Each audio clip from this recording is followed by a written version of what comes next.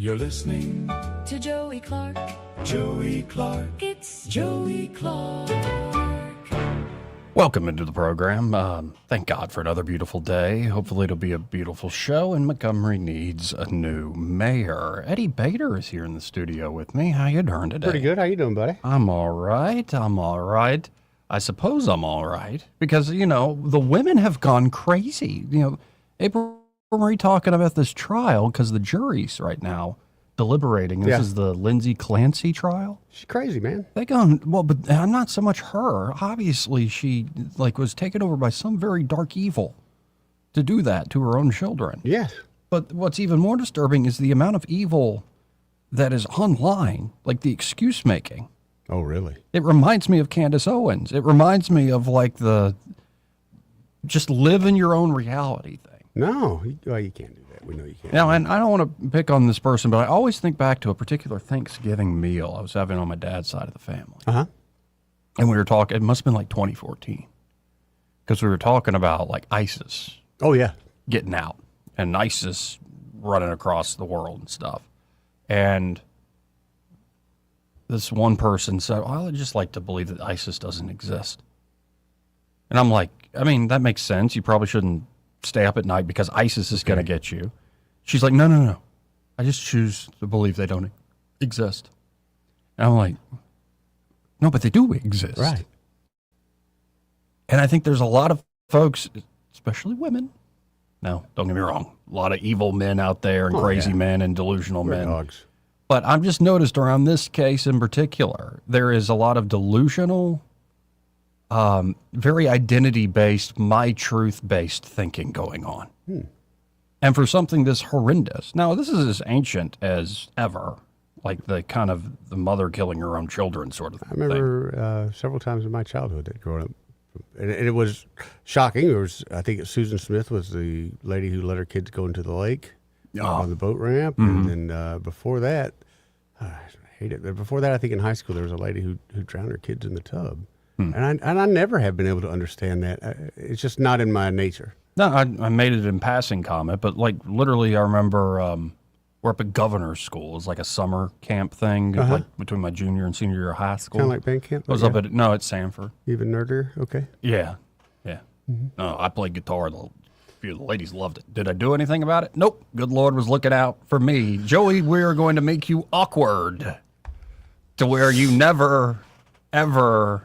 Well, you're the guy who always feels the pain and complains in the Rod Stewart song. Dude, God gave you looks. He gave you talent. Yeah. He gave you smarts. He couldn't give But you a whole lot of the latest I relate stuff, with dude. Rod Stewart, what he says, some guys have all the luck. Yeah. And Some guys have all the pain. all the pain, And that's some always complain. And I'm more the pain complain type. I just admit it. Eeyore. And Eeyore, yes. Yeah. But at Governor's School. I remember we took like college level classes and stuff. And one of them was the classics. And I thought, you know, thinking back, I should have probably done something like that with my proclivity for language. But the classics were like reading ancient Greek and Roman stuff. And one of the plays we had to read was Euripides' Medea. Medea. And then we treated it like a trial where some were defending her and some were prosecuting her. Because what does she do? She is essentially kicked out by the king, I believe Jason. You know, like Jason and the Argonauts, and they go get the Golden Fleece. And when he gets the Golden Fleece, Medea helps him with like blood magic. She's crazy. She's literally a witch. But she's the one that really helps him get the Golden Fleece and stuff. Anyway, in Euripides' play, it's like a few years later, they got kids and stuff, and Jason like goes for another woman. Oh, boy. And so what does Medea do? She ain't going to take that, I can tell you that. Not only did I believe, I'm just off the top of my head, I might have this wrong. I think she poisons the other woman, I can clearly. see that, yeah. But then she kills her own children that she had with Jason. And then is like whisked away on a dragon to her like motherland or something. Wow. And so it was like, was she justified? No. I agree. No. No, I actually had to be on the defense side. And I used some of the insanity plea. What else you got? I also used the whole like... Woman scorned? Yeah, or like, especially in the ancient world, what is a woman to do other than that's the one Murder power? her children? Right. But that's my point, though. This is like a thing that goes back a motif, like one of these evil motifs that goes back thousands of years. Yeah. You see it in almost every culture. And because it's like the most shocking thing. It is. I think you It don't have really to be is. religious at all. You don't have to have much thought at all. Like the idea of a parent's love for the child, especially a mother's love for her children, is like it should be, you would hope, inbuilt. Oh, it kills me when you see it in the wild, when they natural, like a cow and a calf, and the mom naturally just kind of rejects it. That's tough to watch. All right. Because it should be, to me, it should be so, your paternal instincts should definitely be kicking in at that point. Right.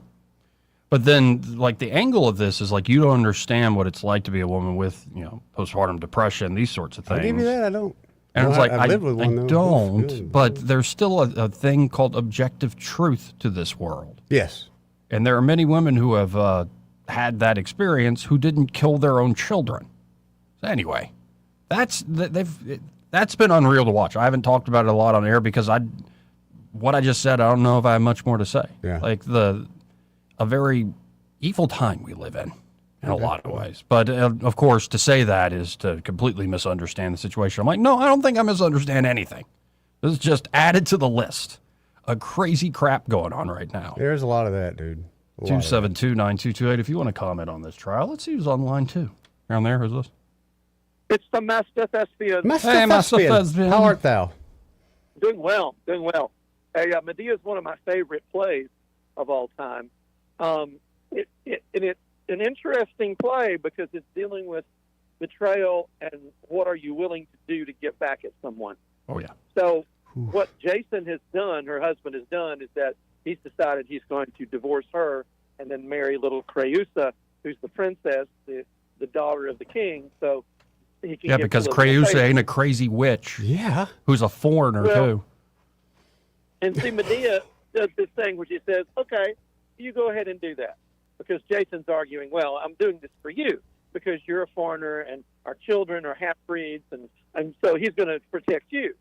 So she says, no, that's fine, that's good. And Medea presents this lovely chest made of gold with this lovely golden garment in it as a wedding gift.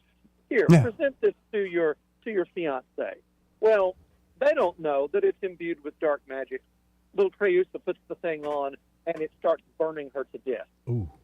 I thought it was and- poison. That's much worse. No, it's even worse because Especially she is- magic fire. Yeah.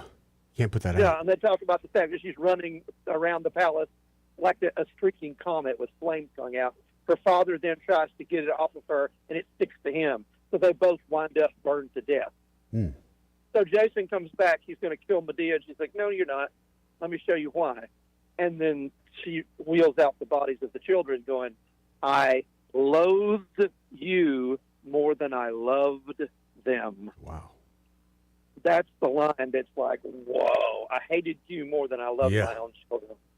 And she's been given sanctuary in Athens. And so, yeah, she gets on the dragon, goes off to Athens. But poor Jason, bless his heart.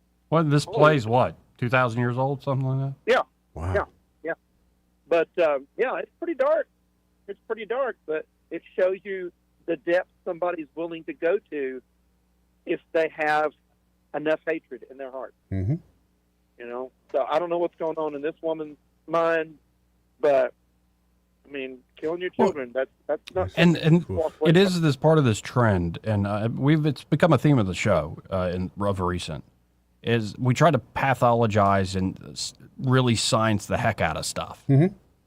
Like, Yeah, try to if we can explain it. just understand it in this materialist sense, but this is what happens though, especially in a courtroom. You can pathologize it and say it's insanity. You say it's this and this and this, but you start to get to a point of like, well, isn't there responsibility? Aren't there certain moral categories that you can't easily put into a qualitative or quantitative box? Like you actually have to make choices about the fate of somebody who, say, killed their own children. And despite all the arguments and the conflicting circumstances, I don't know. We'll see what the court in Massachusetts did, but I worry in Massachusetts they didn't go far enough with those old witch trials in Salem thing. Too many people. Yeah. kinda have Agreed. that. Well, Agreed. in the long run, no matter what happens, the children are still dead. Yep. Who mourns for the children? Yeah. No. Anyway, all right. I'll talk to you guys later. Hey, Thanks. bud. Appreciate you. Now, again, the world is going to a weird, dark place. for all the fun that's out there. And it has been great, by the way, hearing all the Dolly Parton like music and the man. Dolly Parton interviews and Have clips. you heard and what women are going to do? what are they going to do? What, have they gone crazy again, Eddie Bader? Well, perhaps. Apparently, they're going to go braless on Thursday, Yeah. and so the things will be at Today's half- Thursday. Oh, it's today. The Women, things will be they're- down at half mast for a lot of women in honor of Dolly Parton, instead of a flag being Is this at half real, mast. or are you just making it up? No, is it's this on the wishful? TikTok. Is this wishful thinking on your This part? is a TikTok. It's a big It's a TikTok thing that women aren't wearing brassieres Today. because in it's a- honor of Dolly Parton. They are letting their flags go at half mast. I didn't make it up. I thought it was good. It was on the TikTok. it's pretty good. I thought so. Yeah. And you know, honestly, I've seen some ladies, and No, hold on. Gonna also, even though it's good. am I going to be issued a correction? No, I'm just adding it to the list. All right. We have half-mast bras, I think is what I'm going to call it. Okay, Half-mast bras in honor of Dolly, In honor of Dolly Parton. which it's funny, but I'm added to the list of dark times. And we of course, have this crazy mom kills own yeah. kids thing. That's very crazy. And now we have another one. Oh, I think I have to add to the list. okay. It's a New York Times story. An attack by what Ukrainian officials say was a Russian drone with an NVIDIA chip presages a dystopian future of weaponry untethered to human beings. Autonomous killer Yeah. robots. I think that's what I need to put it down as autonomous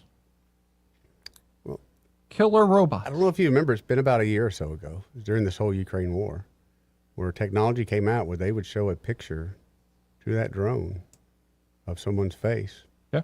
Go find them. Yeah, but it still had humans kind of operating it. No, it's, you find him running out of gas, blew up, whatever. Don't come back. It was on a death squad mission. Oh, but this is even more autonomous, apparently. Good Lord. Yeah, like the human had to program that, right? Yeah. Human Yeah. had to show the picture. Yeah. This is from the New York Times. Okay. The young woman ran for her life, but it was too late. A small Russian drone resembling a model airplane swooped down from the sky last month in the city of Zaporizhzhia in southeastern Ukraine. As it tried to navigate towards a gas station, it crashed into a wall and exploded in a hail of shrapnel, killing the woman who was only 19, a university student, and two others. They were among the thousands of Ukrainian civilians who have died in Russian airstrikes, but the circumstances of their deaths came with an ominous twist. The drone that killed them was guided by an experimental artificial intelligence system, not a human pilot. According to drone experts, Ukrainian military commanders and the forensic team that examined the wreckage from the deadly strike and others in the city. The drone was programmed by human operators to travel towards a particular gas station, but once it got close, it chose its exact target, most likely propane tanks, on its own, based on its training to recognize such tanks and strike them. Wow. It is a development long watched for in the war in Ukraine, presaging, again, a dystopian future in which killer robots roam the skies, making life or death decisions that reduce targets to data points. Wow. So we're adding that to the list. Yeah, definitely add that to the list, Joey. Yeah. Wow. Well, and this is why I've been saying for a while, that war has to end. Got too many people that don't want it to end, Joey. Because that's just a little bit of it. And that's why they don't want it to end. You can keep testing things like that That's live on the problem. battlefield. Who is they? It ain't me or you. But the presence of NVIDIA modules and a lack of antennas, NVIDIA is like one of the biggest companies on the Yeah. stock Remember they exchange. used to do commercials. Right. NVIDIA. NVIDIA is like almost a central bank for the AI revolution because of how much people rely on them. Yep. It's absolutely insane.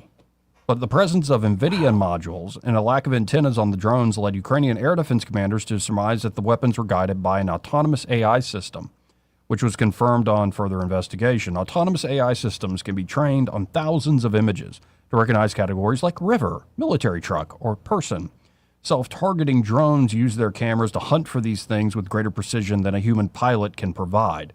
But opponents of such weapons argue that without human intervention, drones may be more prone to mistakes or violations of the laws of war. Yeah, you think? You think? The use of self-targeting AI in the gas station attack on July 6 would be the first documented case in which civilian deaths were caused by a Russian drone outfitted with such a system.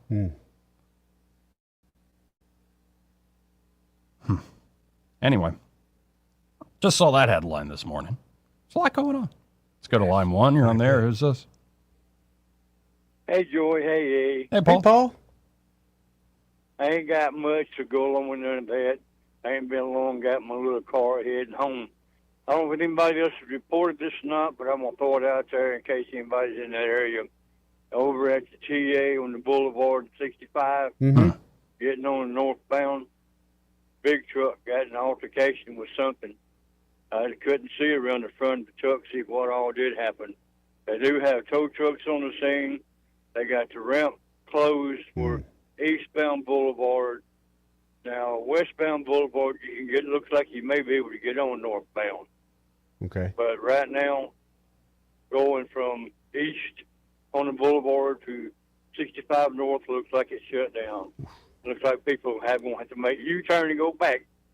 Just throwing that out there, Bo. Thank you, Paul. What a mess. I appreciate you giving the update, though. Later, guys. See you, brother. 272-9228. So anyway, the world keeps spinning.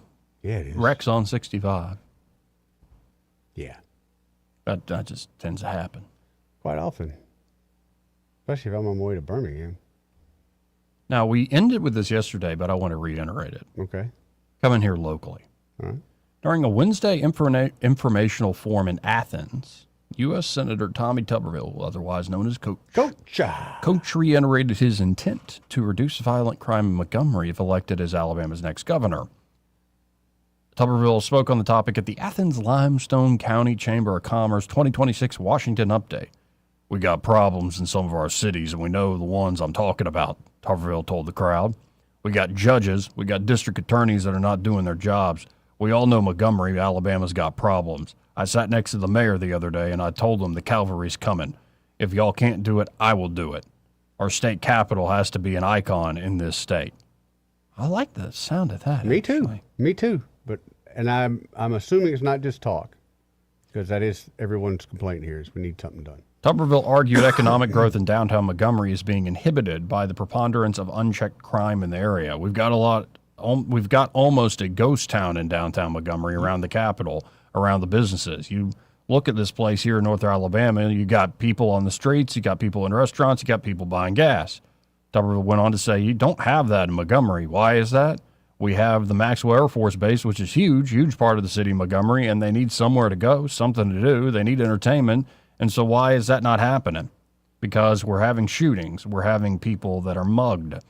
He added, that happens a lot of places, not just in Montgomery, but it's in abundance, and it hasn't been addressed. Yep. Yeah. Kind of. And I think it's because of lack of leadership. Yeah, 100%. 100%. But I will say, if you're the praying type, say an extra prayer for Montgomery's police department and the folks that are wearing the uniform, because there ain't a lot of them. Unfortunately, you're right. And then on top of that, I don't think it's the best morale sometimes. Oh, heck no. So the fact that they're putting their butts on the line, well, thank them at least. And I would say pray for them too. Definitely. But I like that Tuberville is, he's making it just a common sense point, because if you go, I was just in downtown Montgomery. There are some, we can name a few, there are some great businesses down there. But why isn't that whole strip, like leading up to the Capitol, like around the Fountain and Dexter and all that, why isn't that just hopping? Funny, but it should be bar, restaurant, bar. It should be hopping all over down there. Yeah. Because it's old, it's historic, like it's got a lot of great quality to it that you would think people would want to be open at. down there. I mean, it is. It's very pretty. And think of like the businesses that have tried, like entrepreneurs have put their butts on the line, and they more than one time, and then they had to close up shop. Yep. And you just gotta like, what are we doing here? And I think it's really, you could say, well, it's a perspective thing. Well, that's a perception thing. But that perception, if that's what it is, you better change it. You Yes. can't afford to just have, well, it's perception. Well, it's reality because no one's coming. Well, and you ain't changing anybody's perception by being, well, you're just wrong for thinking that way. Yeah. Yeah. And it's more of the same, right? But most people they're going out of Montgomery, Wetumpka, Prattville, even Marbury. And, I don't blame them, but I hate to see that because we've got great stuff here in Montgomery. Yeah. It's a shame. So cavalry can't get here soon enough. That's what I say. But we also got that water park, man. Yeah, what about it? I could be wrong, but I They think fix everything, by the way? Whatever. I think you can do a tube down it now. You can do a tube. Ride a tube. I swear I saw tubes going down it the other day. And that, for a lot of people, that will kind of invite them in. They didn't want the boat thing. A lot of people ain't crazy about boats. You can ride on a tube, but not a boat. Right. Yeah. Boat brings you back. If it goes under, what are you going to do? Right. In a tube, you're just floating along You like a just lazy float on the river. tube. Yeah. I wonder if you could have a drink while you're going down. Yeah, if they just turn it into like a lazy river, It would be packed. yeah, I think it'd be packed. It would be the most hip And single scene. I feel in bad for the folks Southeast. that love like water sports and Well, they do it really a couple do days a love week, it. have 'em that, That's but- great. But like I think the average bear around here, like when Dude, I can get a drink, something to eat, and go float. And go float. Okay, I know this is Eddie he's a dude. But yeah, imagine on the weekend, man, instead of going to the beach, we go there and hang out. You got hot chicks, you got drinks, you got lazy river going on. Mm-hmm. Be a great place for singles to meet. But it's just one of those things. Like when I saw the idea initially, Yeah. I'm like, what upper middle class white woman came up with this? And then I found out the story behind it. I'm like, oh, That one. that one. And I'm like, it's fine. Like It is, but- it's just again, is it sustainable? Are these No. ideas actually No. this whole? If you build it, they will come. The amenities thing. When I see And like I just don't buy it. Millbrook 17 Springs, now that was a vision, and that's folks are coming. That Sure. was truly a vision. And I don't think everything's doomed. I think if you do get proper leadership in Montgomery, and if it has to be the governor really focusing on the city itself, so be it. But it could be a governor, it could be a mayor, it could be even some folks that maybe aren't officially in government, but they have enough, say, sway in this town to finally get folks together and make a few decisions. Because you can do that at the local level. But something's got to give in terms of like the quality of leadership Yeah. going on right now in this town. Yeah. That's what can make stuff work. But in particular, the fundamentals of public safety and particular perception around it. Basics, Joey. Let's get the basics done. Anyway, let's go to line one. Right. You're on there. Who's this? Hello, this is Nordic Sun. Hey, you're spot on what's wrong with Montgomery. The people don't go there to downtown because it's not safe. I mean, and that's everybody that's got a family and gets up and tries to do right. Nobody wants to come down there when you got loiterers and there's no police. I mean, it's crazy. Who wants that? That's true. Yeah. All right. And even if that's the perception, or it's like, I was down there this Friday at past Friday, and there was a police presence there. Yeah, you got felt up, didn't you? Well, that was the bouncer that felt me Oh. out. But Yeah, but you're a young guy now. You'd be hard to handle. I'm talking about somebody taking their family, okay? Yeah. you just made my day, sir. Big Joey.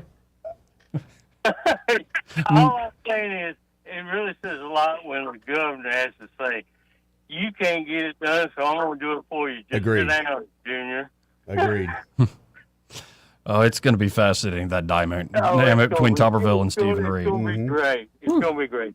Hey, and just between everybody listening, do you think there's any way Mayor Reed's going to screw up Montgomery's checkbook? Montgomery's If we checkbook? had a chance of screwing up Montgomery's checkbook with that $375 million. Oh, if we did that huge bond issue, yeah, I we think don't. that could screw us up. Right now, actually, the budget looks pretty good, but if you But blow out your he's debt not- limit, that's a he's problem. not paying bills. And we got no police, Right. trash everywhere. Hey, well, it's easy to make money, or bank something if you don't pay nothing. Right. I mean, that's just like... Yeah. This is true. I'm sorry. I mean, 2 and 2 is still 4, right? We hope. Plus tax. Yeah, that's what I'm worried about, the tax. The tax. Like 5, 10 years down the road. Yep. The It never paper goes what it away. is. All right, you guys take care. You Appreciate too. you, Thank you, man. 272-9228. If you have a comment about Montgomery, our dear city. Now, is there anything positive about Montgomery you can say, Eddie Bader? Oh yeah, like right now, or I think it's this week, maybe last week. They had the nerd convention downtown, the military herd nerd convention. I can't think of the name of it, but they got a really nice name for it. So we still use. They had the Herd Nerd convention. You heard it here first on News Talk from Eddie Bader. I didn't get How's the that official, playing to the camera for you, big guy? I didn't get the official name for it, but a lot of military and other computer nerds are here in town for what they do. I think they do it every year. Big convention. Yeah, it's pretty So awesome. that's good. It's pretty awesome. Well, what else you want? No, I asked for one thing and you gave I me gave you one the thing. one. Yeah, you gave me one thing. I gave you the one. Now I got some things I'm worried about. Eastdale Mall. What are we Yeah, doing what about there? Eastdale Mall? What are we doing there? I hadn't been over there in a second. And that used to be Joey wasting a Saturday morning sort of event, like just walk through the mall. It's And now, not so much. I don't know what we're I doing mean, over because there. I was like, how many secondhand shoe stores do you need? That and kiosks selling gold by the roll. Gold by the roll. Just I never understood. I know people went to East Chase, and I get it. East Chase is a nicer facility as of now. Sure. But man, But I don't walk around East Chase. That's the thing, though. I don't want to walk from 110-degree store or outside 110-degree heat to Right. go to the I store. love a proper indoor Yeah. mall, yeah. What can we do to make the mall great again? Like if I go to East Chase, there's a particular spot I'm going to. I ain't just shopping. Where in you going, store, fat window boy? shop. Kohl's. Oh, I thought you were talking about the burrito place over there. Sometimes Dillard's, but mostly Kohl's. I like the Dillards. I like the dirty Dillards. It is a lot of good Man. discounts over there. Now, that is, a lot of folks will still go to that That Dillard's. gets me there. That's what gets me at Eastdale Mall. Well, the like dirty Dillards. walking around the proper Eastdale Mall, you're just like, what happened? Yeah, I don't know. But Now, some of this is the internet, obviously. obviously, but a lot of what it is. Let's be honest. A lot of people don't feel safe there. They've had a lot of crime, a lot of shootings, things like that. There's a neighborhood that's kind of close that's kind of sketchy too, and Yep. that's probably what's done it. Yeah, there's some good folks that live in that neighborhood. Yeah, I got a couple houses over there. I got one for sale right now, as a matter of fact. It's a great neighborhood. I wonder if Who you're said a it was bad landlord neighborhood? to one of my new friends. Say what? I'll ask you off air. We got to hit this break. First, this part of the program brought to you by, hey, so, you know that some slumlord name? Who's your landlord's name? This part of the program brought to you by Dylan Rings. And there at Dylan Rings, Josh and Leslie Ryder are ready to help you out across the board with any and all of your jewelry needs. And they do it real, real well. Of course, Josh is incredible when it comes to custom design work. Whether you want to make something from scratch or you want to fix something up, maybe restore something, bring it into a more modern era feel. But in particular, Josh has been in full design mode over there at Dylan Rings, been studying the stunning Art Deco-inspired dangle earrings, and is looking for fresh inspiration to create something special in the studio. So, think geometric lines, elegant movement, sparkling stones, and that timeless 1920s, 1930s glamour. Think of Ayn Rand novels. Really you going talking for the about? gusto, so to speak. But with a modern twist that only Josh can deliver. That's right. So really, go check him out on Facebook, and you can see some of the examples he's talking about. But if you're looking for some custom-made earrings, and you want a proper, treatment, go see Josh Ryder. Josh the jeweler there at Dylan Rings. Now, of course, they got a great inventory. They can do repair work and spa treatments and appraisals, and they buy old jewelry and all sorts of stuff. They do all sorts of stuff. Watch, battery replacement on a watch. They do that too. Pretty good. They got watches for sale, too. Yes, they do. Some nice ones. But get by there. 119 Brown Springs Road here in Montgomery, just off of Atlanta Highway. And be sure to tell them that Joey and Eddie, those fellas on the radio, sent you. We'll be right back after this. Want to carry News Talk in your pocket? Download the News Talk 93.1 app from the App Store. Available on iPhone and Android. Never miss a moment. Download now.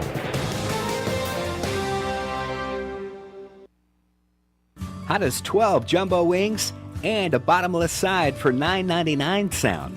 That's just 83 cents a wing. And the side keeps coming. Choose smoked, traditional, or boneless wings at Epicure and Jack's Tavern.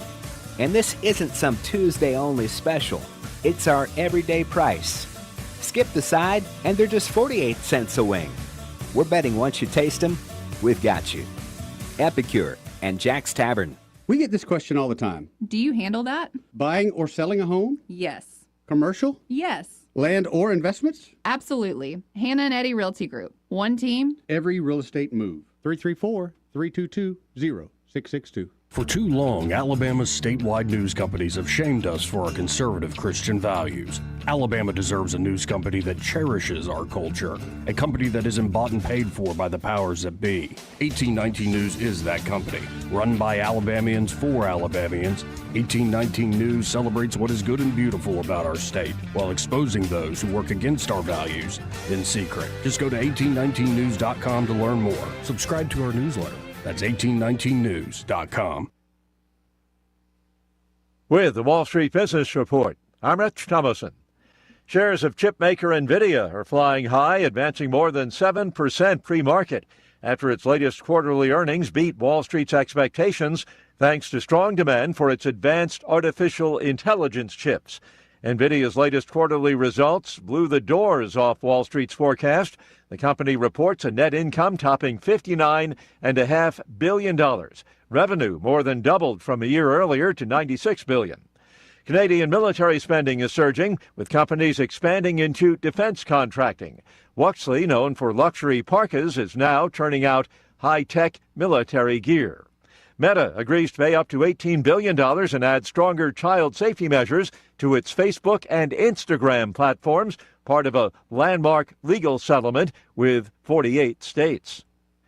For the Wall Street Business Report, I'm Rich Thomason. The Rich Thomas Weather Network is brought to you by Earnest Financial. If you're tired of losing your money in the stock market, call David Earnest, 334-279-7431. Earnest Financial, LLC. Rich Thomas Weather.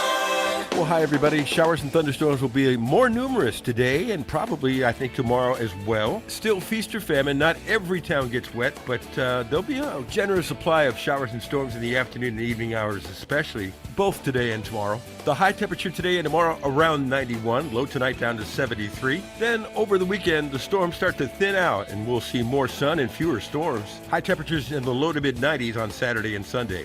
From the Blue Water Weather Center, this is Rich Thomas. The premier place the River Region turns to for news, weather, traffic, and opinion. News Talk 93.1 FM WACV. You're listening To Joey Clark Joey Clark. and his old pal, Mr. Bader. It's Joey Clark. Welcome back. Let's go right to the phones All right. and, shall we, Mr. Bader, talk to Jay. Let's talk to Jay. Hey, Jay, how you doing? Hey, guys, I appreciate y'all's show. Thank you. Don't always get a chance to listen to it, but I had a chance to kind of tune in today when I was on the road. Couple things.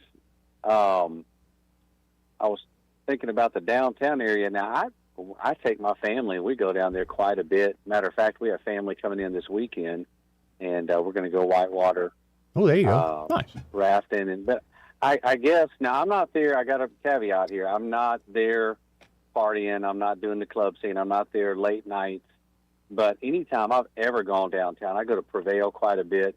I guess I'm not understanding the sentiment that there's just like gangs and stuff running around and there's no police. I always see a pretty heavy police presence. There's a few bums here and there, bumming for a nickel or a dime, and you're going to have that in any town until you get a decent mayor in. But I actually I love our downtown area, and I like what they're doing. And now, could it be better? Yeah, it could always be a little bit better. But I just kind of want to put a plug in for downtown Montgomery. It's come a long ways. We got a little ways to go, but that's a direct reflection of leadership, as you guys have pointed out with Mayor Reed, who is hopefully going to be gone in about a year or so. One we will see. One of the things I like they've done, and maybe it was just down there the last couple of weeks, but they've shut off part of downtown where you got more walking. Yes. a lot more, Yeah. and I like that. I really That's do good. appreciate that. Yeah. Well, and I appreciate you calling, Jay, and giving a positive note, because I have to admit, like, I don't go down all the time, but like when I go to Prevail, or like there's a great cigar shop down there, 23 yeah. cigar, Yeah. 23 quart Yeah. cigar. I love And it. I'll say this. You know, I did say I don't. You know, I'm not in the club scene, and I'm 53. I'm not. That's not my Come on, Jay, vibe let's go anyways. party. But my point is I've been to some of the Biscuits games. I love what Montgomery offers. I've been there at nighttime. I've been to my wife and I went to the Vienna Lights Orchestra downtown in the what's that old theater down there? The it's right there. Alabama. I can't think of the theater. No, Davis. The Davis Theater. Theater, Yeah, and it was at nighttime. Had no issues. I mean, you know, I've always got my head on a swivel. Yep. Of course, when you have your wife or your kids with you, but That's what we do. seem to be okay. But I am excited, and I'm pretty hopeful that Tuberville's going to win, and I do think he can help clean up the crime element in Montgomery. Man, I love Montgomery. I've been here. I moved here from Louisiana in '81 with my family. Oh, wow. And I love Montgomery. I think that I graduated from Lanier, went to Cloverdale, Peter Crump way back in the day. It's Montgomery's got some great possibilities, and I think honestly, we have an opportunity to show the nation, if we can get this right, what it looks like post civil rights era. You know, this is where everything started, but then, you know, show the nation, hey, look, this is what it looks like when people come together and love one another. And you know, there's not as much racism. You guys know this. There's not as much racism as the left tries to make it out to be. Right. We're down here loving on each other. You know, of course, there's ding-dongs everywhere, but I just think Montgomery could be one of those flagship cities if we just had good, solid leadership, somebody that wasn't so left-leaning and I don't know. That's maybe I'm the eternal optimist. And for the last few years, I've long suggested, and I know this is just symbolic, but it points to something as a symbol. I would love to see a beautiful, brand new mural right on the ground around the fountain that said something like "Love your enemies." Yeah. That talked about reconciliation. Not about, let's say, a fist in the air circa 2020. Right. Well, I you think guys are doing a great job. I just wanted to put a Thank you, plug Jay. in. Downtown's a good place to be, and you guys are doing a great job. Appreciate y'all. Thank you, Jay. 272-922. You know what I mean? Yeah, I've No, never, and I think it's a combination of stuff. It is, There but- is a perception problem for sure. but there's too many people that still benefit and profit off that, and they're not. You know, they're just not going to have it. Anyway, let's go to Duke. Hey, All right. Duke, how you doing? What's going on, fellas? How you been, buddy? I'm all right. I'm being okay. How you been? Oh, good. Pretty good. My dad used to say, being in the knees and elbows.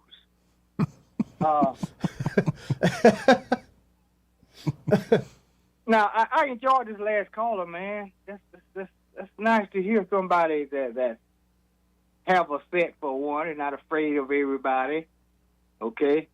Sitting there listening to him, I was thinking while he was talking, are there people downtown that he and out in the bushes ready to jump out and attack everybody who come downtown?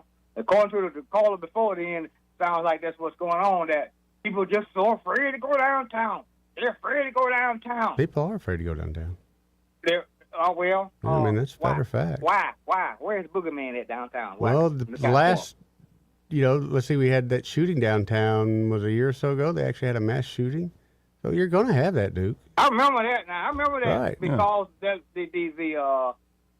the some college kids, the black kids went down there and clown. But what I'm saying, you don't have that every That's one way to weekend. put it. Sure. They just You clown. don't have that every weekend in the city, okay? No, but how many times does it take of hearing things like that and a negative perception before people go, maybe we shouldn't go there no more? I don't want to go there. Check this out, Eddie. Let me alarm you, Eddie. They had some shootings out there at the East Chase out there. Somebody got shot out the East Chase. Yeah. And it ain't just downtown, dude. Yeah, all over the city, over the city of Montgomery, okay? Yes. So what's people supposed to do? Supposed to go to Birmingham or somewhere No, else? you're supposed to elect better leadership where you get some police in No, here but that this control some is things. why a lot like of that. folks have gone to Pike Road. Yep. A lot of folks have gone to Prattville. Well, let me take you guys back a little while. Let me take you back to, I want to make a point. First of all, question actually.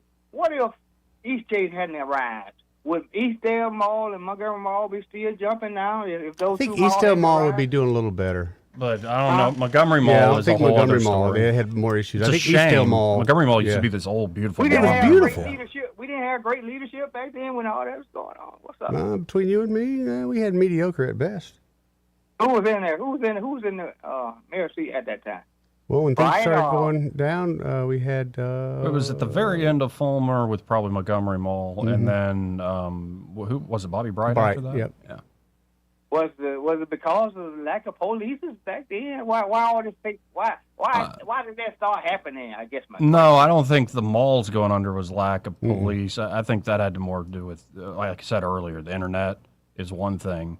But also, a mall, you're supposed to be able to be comfortable there, and after a while, you get a bad reputation. Well, I'm not taking my kids there. Yeah. I mean, I don't care who was in charge. That's just the way it was. And they even had a shooting there at Christmas. That's what killed that mall. That was the last straw. The problem with a city like Montgomery, you let these two places shut down, okay, Eastdale Mall and Montgomery Mall, where the thugs going to hang out at next? The so-called thugs. Well, I don't think a lot of it's just specific thugs. I think it's a fact that people know that there's no. I can do what I want right now. Just like I can speed through Montgomery. People do it all the time because there's not enough cops to do anything about it. I know I can get away with it. Okay, and hypothetically speaking, we had a full force police right now. Okay, I had a full force. Okay. Okay, got a good wholesome white mayor in there. Big. We have to have a white mayor though, Duke. That's the issue. We don't have to have a white mayor. I'm gonna take it there. I'm gonna take it there because I don't like white people, so there you go. I know that, but I'm gonna take it there. I want a Catholic mayor, Duke. Well, good Catholic priest. Maybe he'll bring a priest down there with us. A priest slash Catholic. Okay. But anyhow, A priest make slash sure Catholic. he's white. Make sure he's white Make first. sure he's white. Okay, All right. Okay, so we won't hear nothing bitching from the white folk no more. But so my point is, we got this guy in there.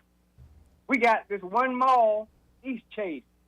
Okay, how in the hell this full force police department, this white mayor, gonna stop these guys from going out there commit crime at East Chase when that's the only party in town?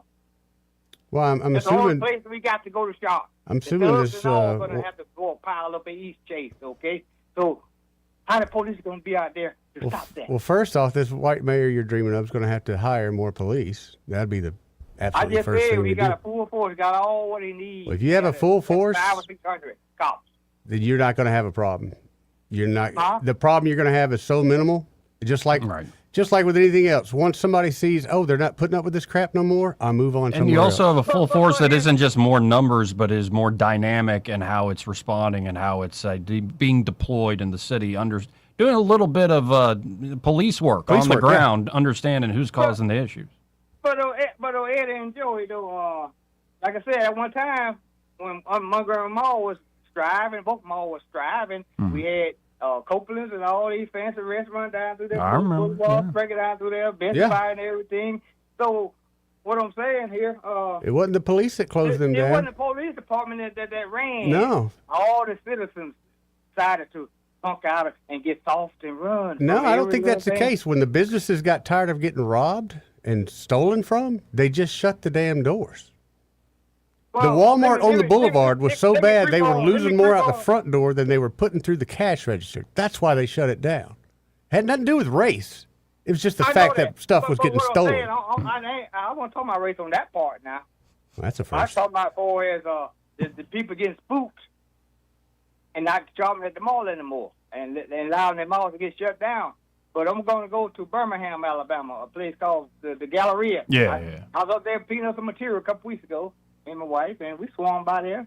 How's that? Full of people. Oh, yeah? All whites, blacks, all everybody in the damn mall. But they had a major shooting up there about 10 years ago, didn't they? And Right. shut that mall down, almost shut it down. Almost did. Almost No, shut it actually, down, but- like we've So reported on it, Woodfin's turned things around in a That's what I big was way. gonna say, so you're saying the mayor up there is doing a decent job now? I'm saying that the citizens up there help support. They kept supporting that mall, didn't allow it to be turned over. Let the criminals win at the end of the day. So we should When go you- have like when a you pump sit-in out at a the run, mall You allow the criminals to take in over. March? I said we need to start running. The citizens need to start running from every little damn thing. That's all. stay put. But you're the same guy though that says we shouldn't walk around with guns in our pockets. So if I'm going to be a citizen that's not going to run, I've got to have some kind of defense because the thug's going to have a gun. No, but I want to reach out Duke. I want to reach out and agree with you real quick. I want to say that there is this dynamic of there are folks that don't live in Montgomery, maybe never did, that like to sit in the cheap seats or very nice seats and love to see negative stories about Montgomery. Of course. Yeah. And you know, you don't have any Cadillac converters and nothing like that. People cutting off cars at that Millbrook and places like that. Oh, yeah, we do. But we've got a police force, especially in Millbrook, top notch. They don't put up with that crap. Yeah. Joe Bubba and them that got that truck flag on the trailer, mobile home with that one tooth in the missing. They don't mess around in Millbrook. They started naming a generation of kids Ichabod. My God. I couldn't tell it today. Oh, boy. Well, anyway, Bubba and them up there doing stuff up there in Prattville and Millbrook. They must be doing something right because that's where the majority of the population's moving to. They must be doing something right because population is moving there, dude. They're doing good. What I'm saying, they got crime as well. What I'm saying, and these it's obviously not as bad. Not as bad. I know, but I don't think if things get bad, these people just throw their hands up and give the citizens over to the thugs or whomever they're afraid of. That's what I'm saying. People got to just man up or woman up and say, hey, y'all ain't coming in here taking over my city. You're not going to shut my restaurant down or whatever, And I got to say this right here, guys, before I forget about it. This Gail at down the street cafe, y'all know she passed and all that. Yeah, she passed, yeah. Yes, and I knew her personally because I did some work for her in the past, and and great people like that right there, man. Just mean a lot to a city, and I'm so proud that she stayed put where she is. And, agreed. And everybody's going to support her and make sure her business is still striving. Yep. So. But see, that's Montgomery. That's the Montgomery I know and love. That there, right there. That's the my Montgomery granddaddy's favorite spot. Yeah. See, that's what I'm talking about. That people that like Baumhausen, these people didn't take up and run. There's a new spot up in Millbrook or wherever that new spot is they got. But we still got one in Montgomery. You know what I'm saying? Still got two in Montgomery. As long as people keep coming, the business will stay put. The mall will stay put if the citizens, getting scared and everything, and it's a whole combination of problems. Carry your gun. I think you're hitting on one of the problems. People are ready to just cut and run, and I'm certainly flirting with it down the road. But then you've got a lot of other issues going on, too. I mean, that are bigger than us, that are the new economy with the internet and all the virtual crap. And so it's tough to run a mall or run just a small shop with anything. But then also, I'm sure you've noticed, just what the heck's happened with, service and restaurants and just quality. Get out and it's not like a huge deal. Just get out of Alabama and you'll realize how bad it is here. By the way, Red Lobster, we losing Red Lobster also. Oh, man, we lost Red Lobster 20 years ago. But those lobsters you go over there, those lobsters look sad. They've been in that tank a lot of years, Joey. Right. They're like, no, actually, they're eager. Like, kill me, take me out, throw me in those. Yeah, we lost Red Lobster a long time ago, unfortunately. But we just gotta claim what's ours, I guess. I guess the best way to put it. If you want to watch the baseball game at the Biscuit Stadium, show your ass up. Let's go. I can't argue with that. If you like this and that, show up. Yeah. Let the thugs know, hey, I'm here today, so y'all want to do something. Hey, I was downtown last Friday night. Closing down the bars, Joey. Yeah. But I got felt up to take back my city, and not in a good way. But some of these people get a chance to come to town from the trailer park up there in the west end of Millbrook up there, Elmo kind of there. Get a chance to come to town every once in a while, and they're looking for Negroes hidden up on the rock somewhere trying to do something to one of them. Ain't nobody studying y'all like that right there if you ain't got nothing that they want. Are you saying that they don't have Negroes up in the north part or west part of Prattville and things? Don't use them as they're coming into our city talking trash. What you saying? I'm just saying, they're coming here. You say they come here to mess with Negroes. They don't have Negroes up where they live. They have to come to Montgomery. I mean, I don't understand. They're scared of the city Negro for some reason. They don't. Okay.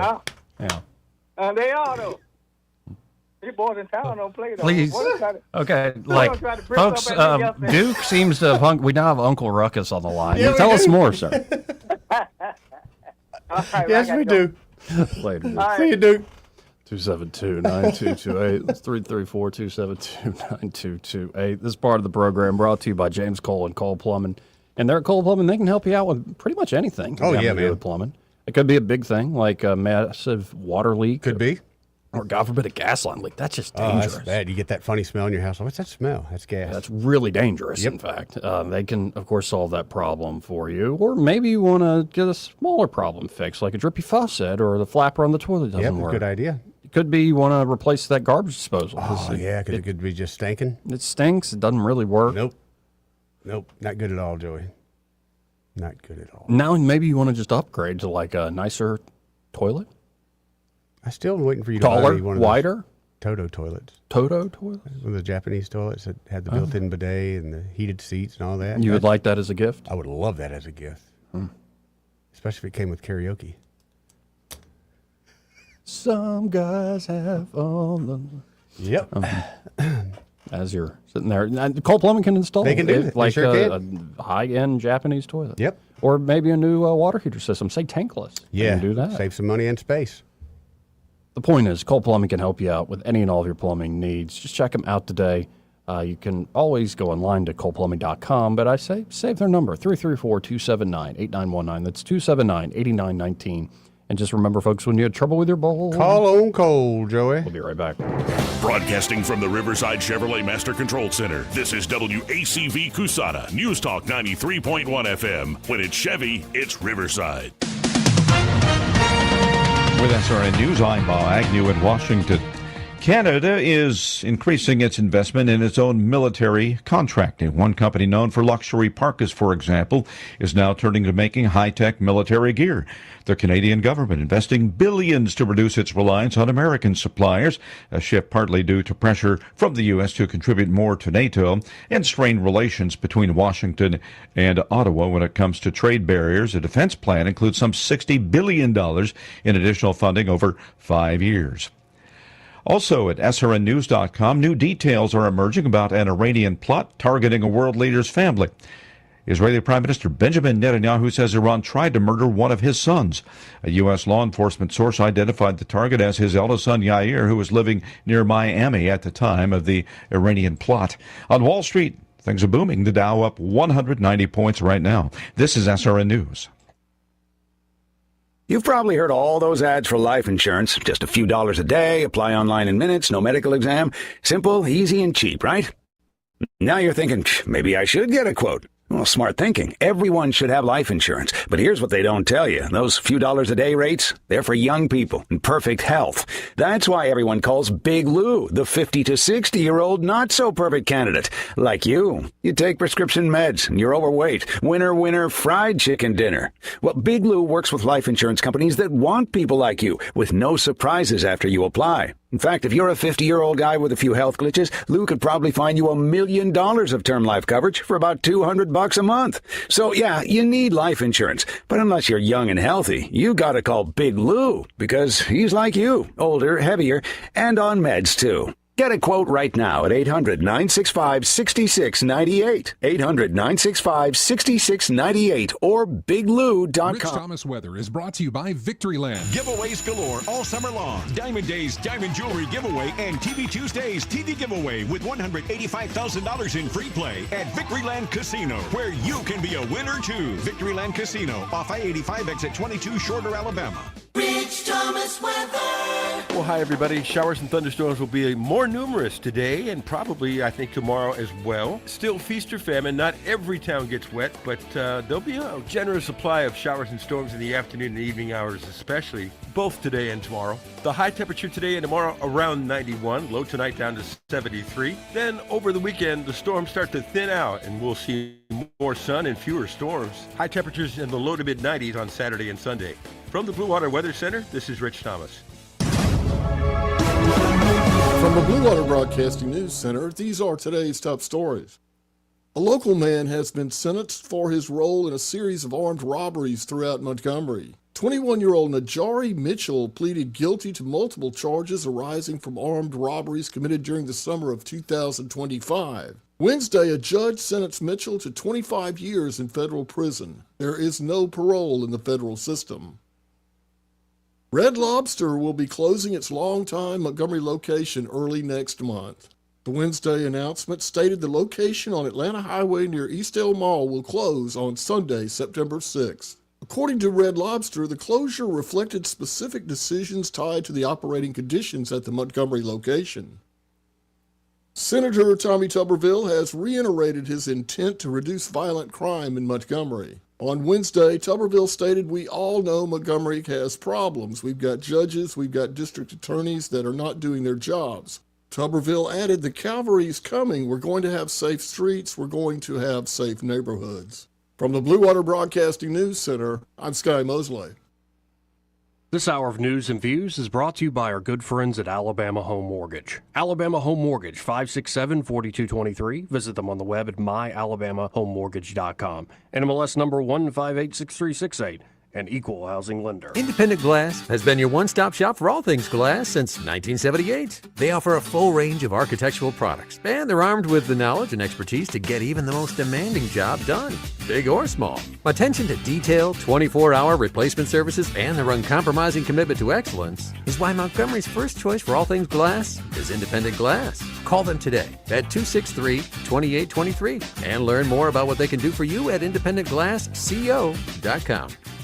Hi, this is Bo Goodson from the Goodson Group with your Real Estate Minute. How to find the right mortgage lender. Most of all single-family sales involve obtaining a mortgage loan to finance the sale. How do you know you have the right lender? First, always use a local lender. There is no out-of-state lender that can match the services and the interest prices your local lender can provide to you here. We have many good quality lenders to choose from here in the River Region. Some guidelines for a buyer would be, 1, can I meet face-to-face with the lender, get to know that person before I turn over all my personal information to a complete stranger? Next, depending on your needs and price range, try to get more than one option with financing to choose from. Very important to know what are all the closing costs and prepaid costs up front so I can make an informed decision on which program to use. For help with a list of top lenders, call Bo Goodson for help. Bo Goodson, 221-2883 at the Goodson Group. The views and opinions of the following program are solely those of the host and other contributors. These do not necessarily represent those of Liberty Acquisitions 825, Blue Water Broadcasting, its management, staff, or any advertisers.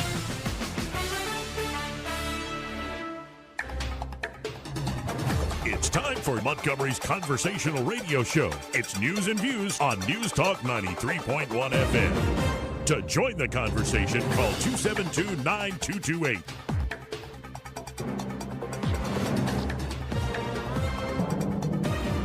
Welcome back, folks. I'm your host, Joey Clark. Eddie Bader's still in the studio with me. Hanging out, bro. And we have here joining us Langston Wilson, and we're going to be talking about, well, some pre-planning services that you'll definitely need, folks, if you are looking, for funeral services. And you don't want to do that in an unexpected way. Langston, how you doing today? I'm doing awesome, Joey. Thank you so much for having me in and sharing your audience with me today. And first off, thank you for all the cookies and the pastries. Let's and go the ahead and cake. compliment him. The man knows the rules. If you want to come talk to radio, you bring in food. Thank you. you. I love that. I do listen to the show, Joey. I know what is expected. Yes. So. See? First, that's greatly appreciated. Very much so.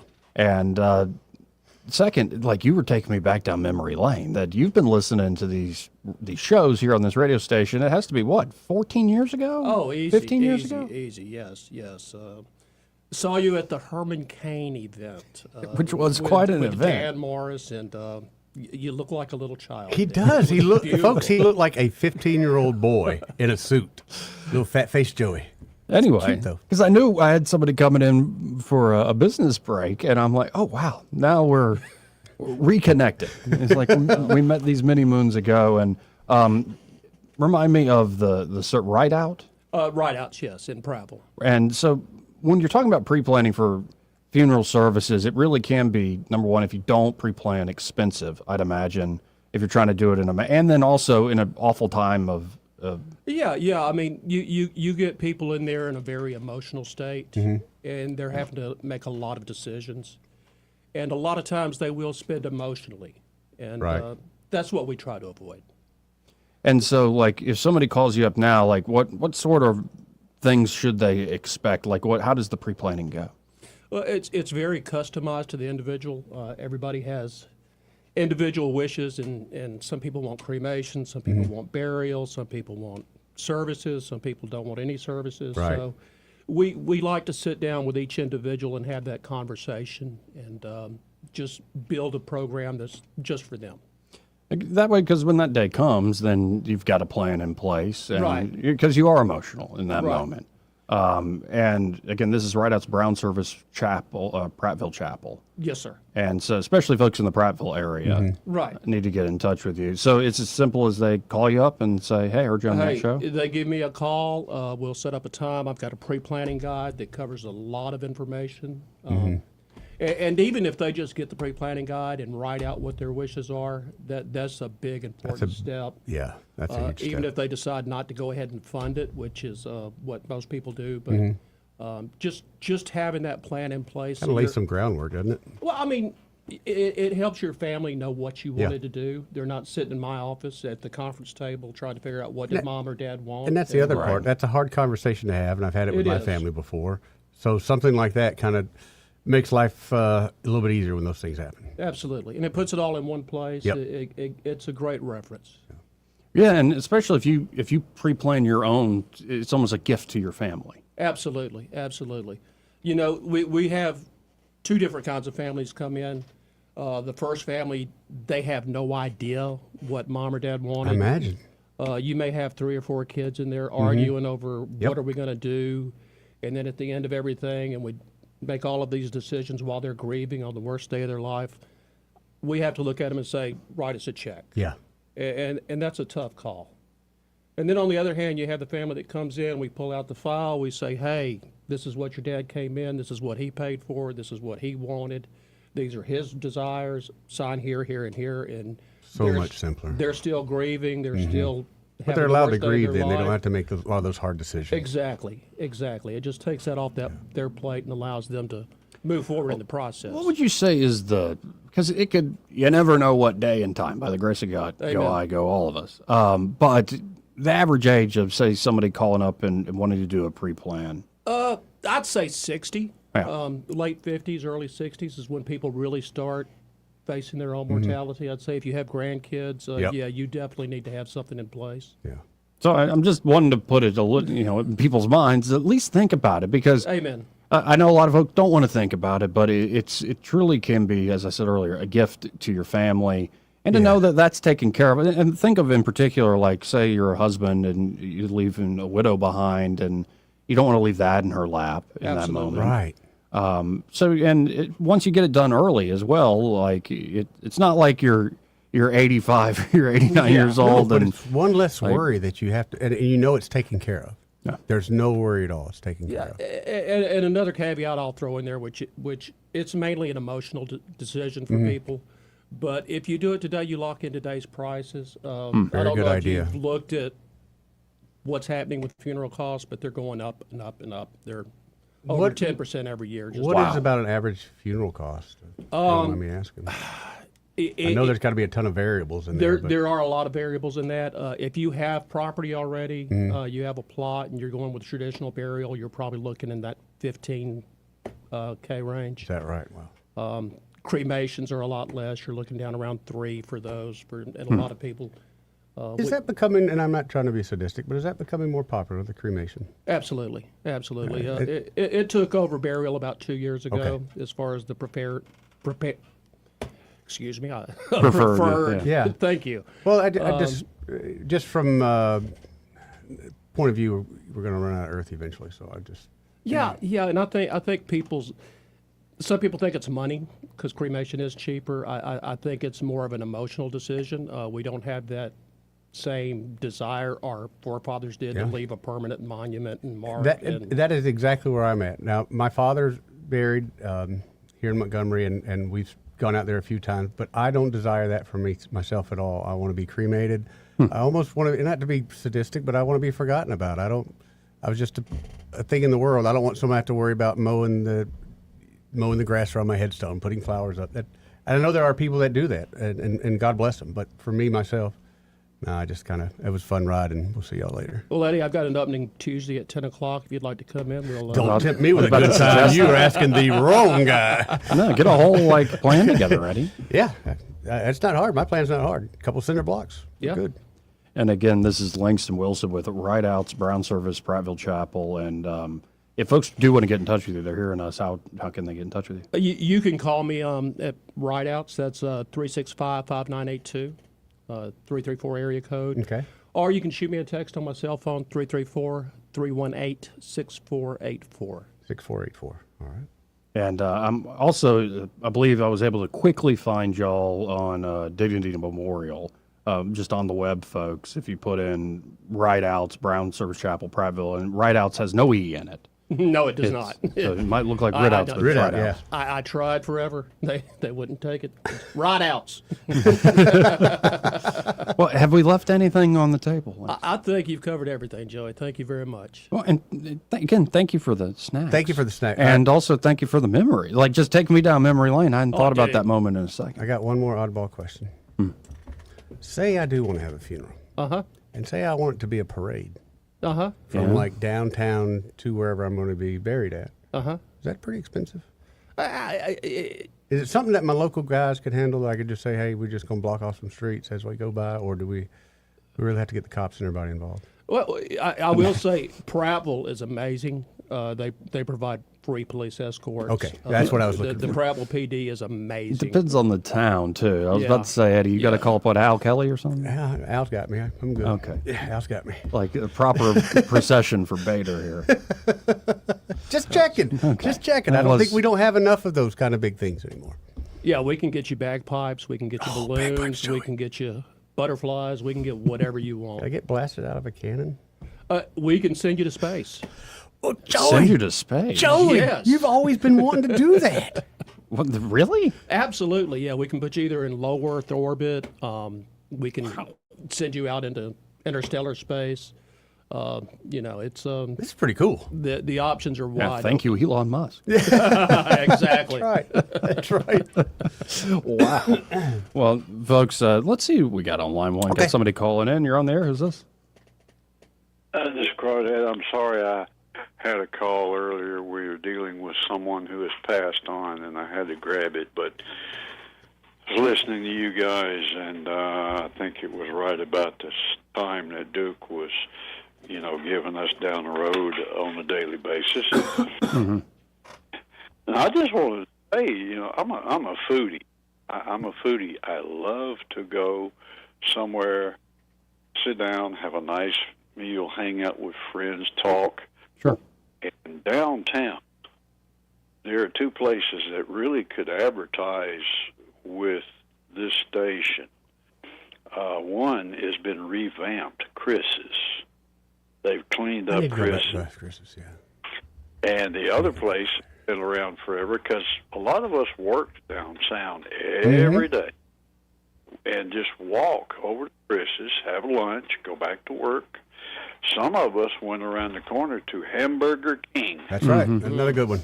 Another good That's one. a good spot. Yep. And both I'm meals telling that you could have before you die. Yeah. I think. Definitely. Definitely. Good last meals right there. And there are new vendors who have opened up downtown that I'm sure I have not been there to eat, but I hear their food is fantastic. So I'm not scared of going downtown. I really am not. Mm-hmm. I mean, I got bullseye written on my head. Come over here and ask this guy if you can have $5. That's been a regular thing because when I was working downtown, somebody would not always, but a lot of time, hey, Let me get okay, $1. sure. And by the way, normally I would be like, do you have a comment for a guest? Do you listen to the I station? do. Like, I so you know love what's up. Crawdads. you can't hide money. They see him walking, they know he's got That's right. Surprised they ain't after for $50. Well, I did at one point. I had a guy put a gun to my face, and he said, You only have $7 in your wallet. I should shoot you for wasting my time. That's what happens when you get married. I looked him straight in the eyes, and I said, okay, you got the gun. I understand that. But if you're going to shoot me, you're going to have to let me pray first. Right in the eyes, I looked at him. I could see the little gears turning in his head. He said, okay, it's like this. I'm going to leave now. You're going to sit right here. And if I ever see the police again, I get in trouble, I will come back and kill you. I said, I got it. But you see, somebody was with me today and that day and the day tomorrow. And what I'm really hoping is that man who held that gun to my head, it was a 380 Cheetah by Beretta Company, by the way. I really would like to know, maybe one day I find out, that the Lord touched that guy and changed his heart, because that's the problem with our society. It's attitude problem. Yep. Attitude problems. Well, I think you bore a pretty great witness to him in the way you just told that story. Amen. That would be the idea, is by living it, maybe that touched him. It's like, dang, I robbed that stupid guy for $7. I feel like an idiot now. Maybe I should. But I do hope that. I walked around for a long time thinking, I'm going to bump into this guy somewhere, and he's going to look at me and go, $7. And I'll look at him, and I will be thinking, did you go find Jesus yet? Yeah. Well, amen. Can we talk about food? Can we talk about food? Well, I appreciate the call, Crawdad. Thank you for being patient. Hey, brother. Talk another day. Oh, absolutely. Yeah, we're always here.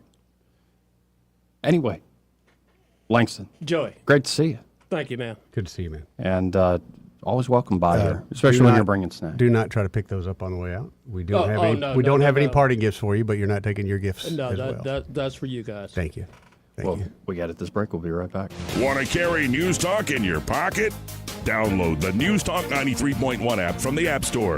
Available on iPhone and Android. Never miss a moment. Download now.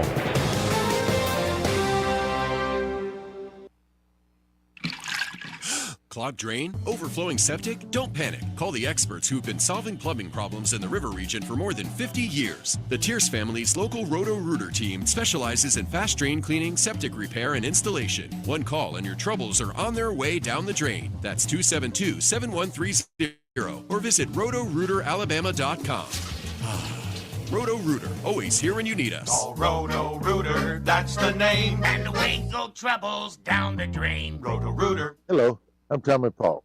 I served for 19 years as the president of Alabama Farmers Cooperative, one of the largest agricultural companies in Alabama. During that time, I got to know Ron Sparks, who served as Alabama's Commissioner of Agriculture for 8 years.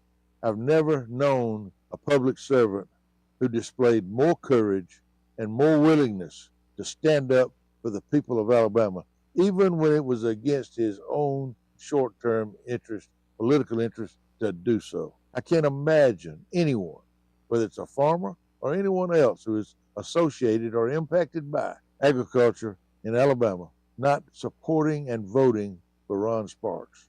I'm doing so, and I ask that you give him not only your vote, but your wholehearted support in his campaign for Commissioner of Agriculture.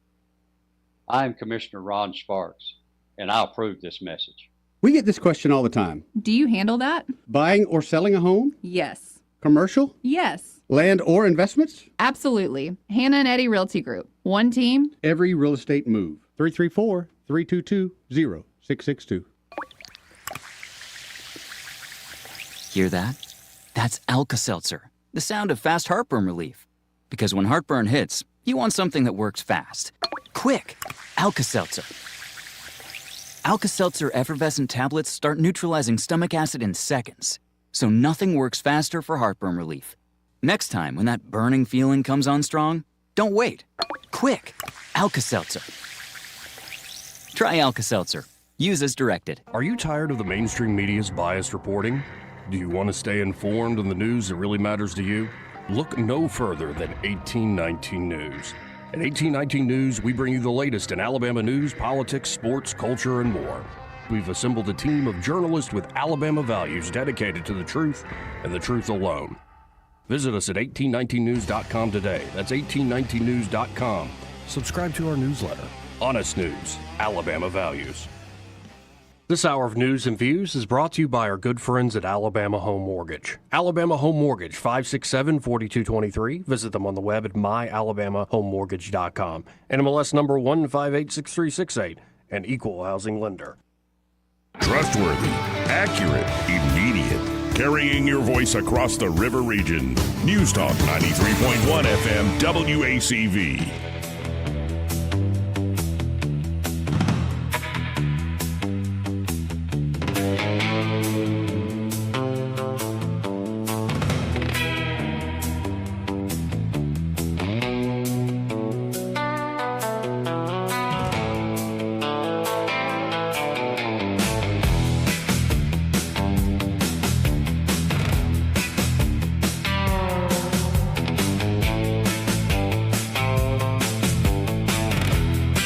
Joey Clark. Welcome back. I'm your host, Joey Clark. Eddie Bader here in the studio with me. Thank you again to Langston Wilson for stopping by with Rideouts Brown Service Chapel Good there in information. Prattville. And and people don't love thinking about that idea, but it's good to plan. It's good to plan. It is really. And most of the time, honestly, most people get hit by surprise for this. So. And we just ate some of that apple strudel. Good stuff, man. Awesome. Yeah. You're not taking that cake home, by the way. Okay. Sure. Just letting you know. Sure. Okay. We'll see what happens. Yeah. We shall see what happens. Leave the cameras on during the break, Joey.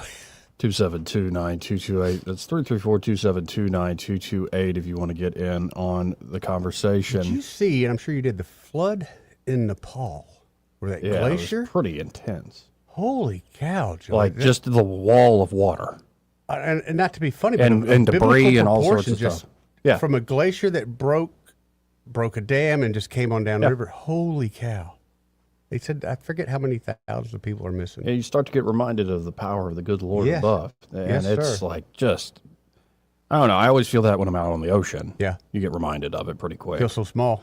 But then we do have like flooding, and we've seen it recently. Think of North Carolina and the Carolina, that whole stretch of eastern Tennessee, and years ago, I would say more than 10 years ago, but remember up in North Carolina, way in western North Carolina, they had hurricane damage. I mean, who would have thought that up in the mountains of North Carolina they would have had a hurricane damage? But they did. They did. All this wild weather, bro. Now I'm just checking out headlines for today. Let's anything good? Look here. Axios is saying the U.S. is close to a quote-unquote massive deal for the Venezuelan oil fields. Okay. Huh. The historic deal would more than double U.S. oil reserves by drawing from a country that has the world's largest proven reserves. Calling this deal huge would be an understatement, one of the officials in the Trump administration said. It is massive. Adding pressure to get the deal signed, the wars in Iran and Ukraine, which have disrupted, of course, global oil supplies and raised prices, and the U.S. Strategic Petroleum Reserve is now at a 40-year low. Details are still being hammered out, but the discussions involve more than a dozen productive oil fields, not all of Venezuela's 300 billion barrels of proven reserves. It'd be interesting if they could actually pull that off. And at the same time, you're having this trouble with Canada. It seems like Trump has actually started to handle Central and South America, but then the Canadians... Have you seen his latest executive order? No, tell me about it. Lake Ontario is now officially called Lake America. That just came out? Yes. That just came out? How did I miss that? Lake America. Lake America. Yes, yes. Trump renames Ontario Lake America amid the tension between the two sides there. On Thursday, he signed an executive order renaming Lake Ontario to Lake America, a move that came amid a trade war with Canada. Yeah. No, he actually did it. He actually went ahead and did it. Yeah, he did. The crazy bastard did it. He's gone and done it, Eddie Bader. He's gone and done it. Here, let's see. I think we've got... we've got Trump here commenting on it. Okay. So we've got Trump also talking about that flooding in Nepal. But Here, let's listen in to Trump and what he has to say about this, broken hour ago? Yeah. Wow. Okay. Good job, Canada. You're pissing us off. Yes, you are. Let's Talk about poking the bear. Let's listen in together. We're going to be changing the name of Lake Ontario, effective immediately, to Lake America. That's going to take place right now as I sign the order. Do you have anything to say about it, Dan? Yes, sir. So this is a straightforward but important executive order. It directs Secretary Burgum and the Department of the Interior to update the Geographic Names Information Service to reflect that the lake once known as Lake Ontario will, from this day forward, be known as Lake America. This is a lake that has most of its volume in the United States. The deepest parts of the lake sit in the United States territory, so it's ours. This will reflect that this is an American lake. Thank you. Okay. There he goes. What do you think of his signature? He used to be a doctor, I think, at some point. You think so? Yeah. I mean, it is very distinctive. Yeah. But he likes the big Sharpie He likes signature. Yeah. Well, and he's smart enough. He will sign some stuff, and he'll give it away to people. Go make a couple $100 off eBay. Oh yeah, absolutely. Okay. Thank you very much. He's holding it up. And we filed all the necessary papers, documents. What paperwork would be everything else. involved with that, We notified Joey? all of the various people that we have to notify. Hey, Canada. So we've done everything. It's now that Lake you have to America. do. And this is official, effective immediately. Effective immediately. We filed all the necessary paperwork. Well, and he didn't shut up about it. He kept going, Oh, by the Lord. way. Oh, Lord. So let's just jump right in on this. This is, again, I don't know if this is actually going to change the trade negotiations. But the Canadians are talking real big, man. They got- like, what have and they we're got, standing though? up to Trump and all this stuff. And it's like, y'all have been protectionist a-holes for decades. Right. Acting like, oh, how dare he? It's like, well, how dare you? You've been... Plus, it's a lot cheaper to manufacture stuff here. Mm-hmm. But here's Trump right after signing. As you know, we took something called the Gulf of Mexico. We changed it, and now it's very routinely the Gulf of America. So if you think about it, we have a Gulf and we have a lake. Now all we need is an ocean. So maybe we'll have to change the name of the Atlantic and or the Pacific. Maybe we'll change them both. I love it. Because I know there's people just heads blowing off. Just Oh, and this is the sort of thing, because I think, didn't Hillary Clinton literally, she just started laughing. Like, she lost her mind when he named it Gulf of America. that'd never stick. It'd never be more They're than like, that God, 1 minute. He can't do that. It's so stupid. He It's so filed the necessary paperwork. He mentioned that. Yeah. We'll have the AP and others push back. It's like, okay, guys. So what? Like, they really did go to the Geological Survey. Yeah. And, like, it's an official thing. I think it's hysterical. So the Canadians thought, well, they'd be pushing back, and now all of a sudden, Trump knows how to push back harder. Go shovel some snow. So how does Trump feel about the Canadian officials? Well, here he is. They're nasty people. Yep. They charge our farmers 400% tariffs. They've been doing it for a long time. And I had them figured out in my first term, and I did some pretty strong things and had it getting pretty good. And then the election was rigged, and now I'm coming back and doing it the way it, and finishing the job.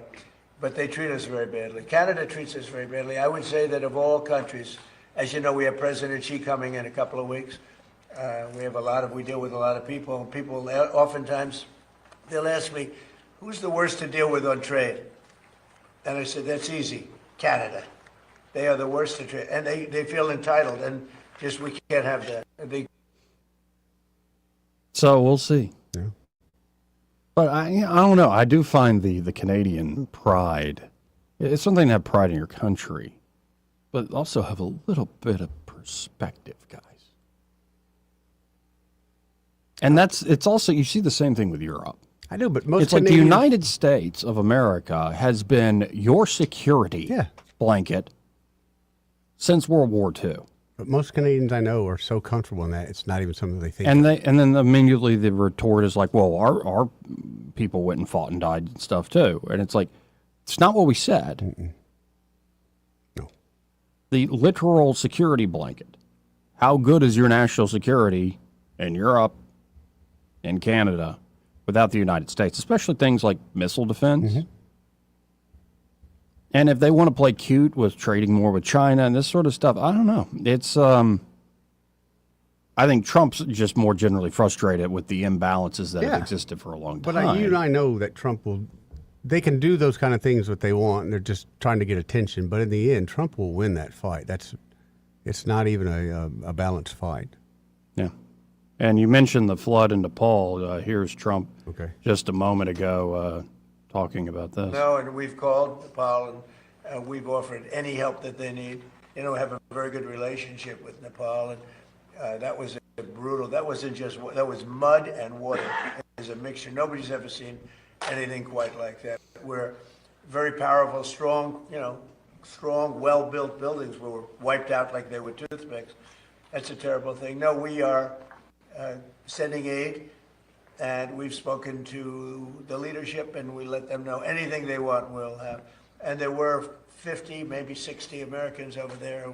We haven't gotten the full list yet, but hopefully they're okay. But that looked like something that people will not be. Somebody will be lost, unfortunately. Oh, it's terrible. No, and we've called Nepal. It is terrible. When you watch the videos, it just looks like something out of a movie. Yeah, it looks crazy. 272-9228. That's 334-272-9228. Got to hit a break here in a second, but we'll find more things to discuss coming up.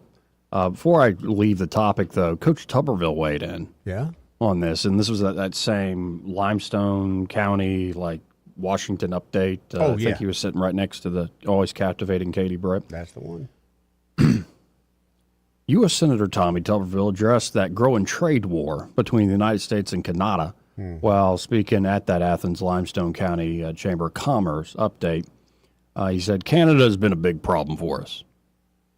Our foresters, people who are in the sawmill business and the lumber business have been to see me several times in the last few years because of Canada's subsidizes its lumber business up there.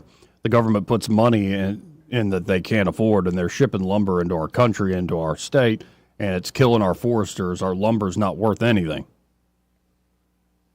He's right. We got to put our people back to work. We got to make our products better in terms of price. We can compete with anybody when it comes to the products that we make, and that's why these tariffs are what these tariffs are about with Canada. Tuberville went on to add, saying they've absolutely been stealing us blind for years, simply for the fact that they've been allowed them to come across the border to dump a lot of things that people should be buying from American farmers and American manufacturers. Trump said on Truth Social when he slapped on 50% tariffs placed on a number of Canadian goods. Trump said, America has been carrying Canada for decades, but no longer. The USA will always be far bigger, richer, and stronger than Canada. Without the United States, Canada couldn't survive. It's where they get all their money, and because of their current bad leadership, primarily Governor Carney and his, I forgot, he's still calling him Governor Carney, and his flunky Ford, they will not be allowed to keep taking advantage of the United States, their key to survival. Fine. I'm all about it. So, Lake America. We got a Gulf. We got a lake. Maybe we need an ocean. We need an ocean now. Which one? Oof. We could be bold and just take the Arctic. Just call it America, the America Ocean. Yeah. American Ocean. It could be bold. That's a bold statement. Lake America, Gulf of America, Ocean of America? What would you call it? Yeah. America Ocean? America's Ocean. Yeah, it doesn't quite ring in the same way. Got to get the PR people involved. But by the way, he doesn't just say stuff. Maybe there's actually something in the work. You know as well as I do that that's out there somewhere. You know that's out there somewhere. Anyway. He filed the right paperwork, Joey. This is part of the program brought to you by Pest Pro Services, and they're at Pest Pro. Ashley and that great team are ready to help you out with any and all of your pest control needs. Wasps, Joey. Wasps? They've been going nuts here lately. I don't know if it's the time of year for them to start going crazy. The heat stirs them up, baby. Man, they are going nuts. I've had them under the ground. I've had them under the deck. Mm-hmm. And the other day, like literally went to take the cover off the barbecue grill. Been a week. There's a big old nest underneath there within a week. Didn't like it. Well, I was trying to go into the church for adoration the other day. Yeah. Wasp right at the threshold of the door. The only That's door the that was devil unlocked. at the door, man. Yeah, and I just looked at it. You walk on by? And he flew off.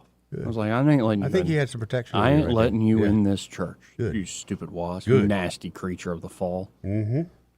But yeah, no, they're worked up with like all this heat going on. I guess so. They're good and angry too. I think they just get more energetic. Yeah. And so you don't have to deal with them if Nope. you have Pest Pro services.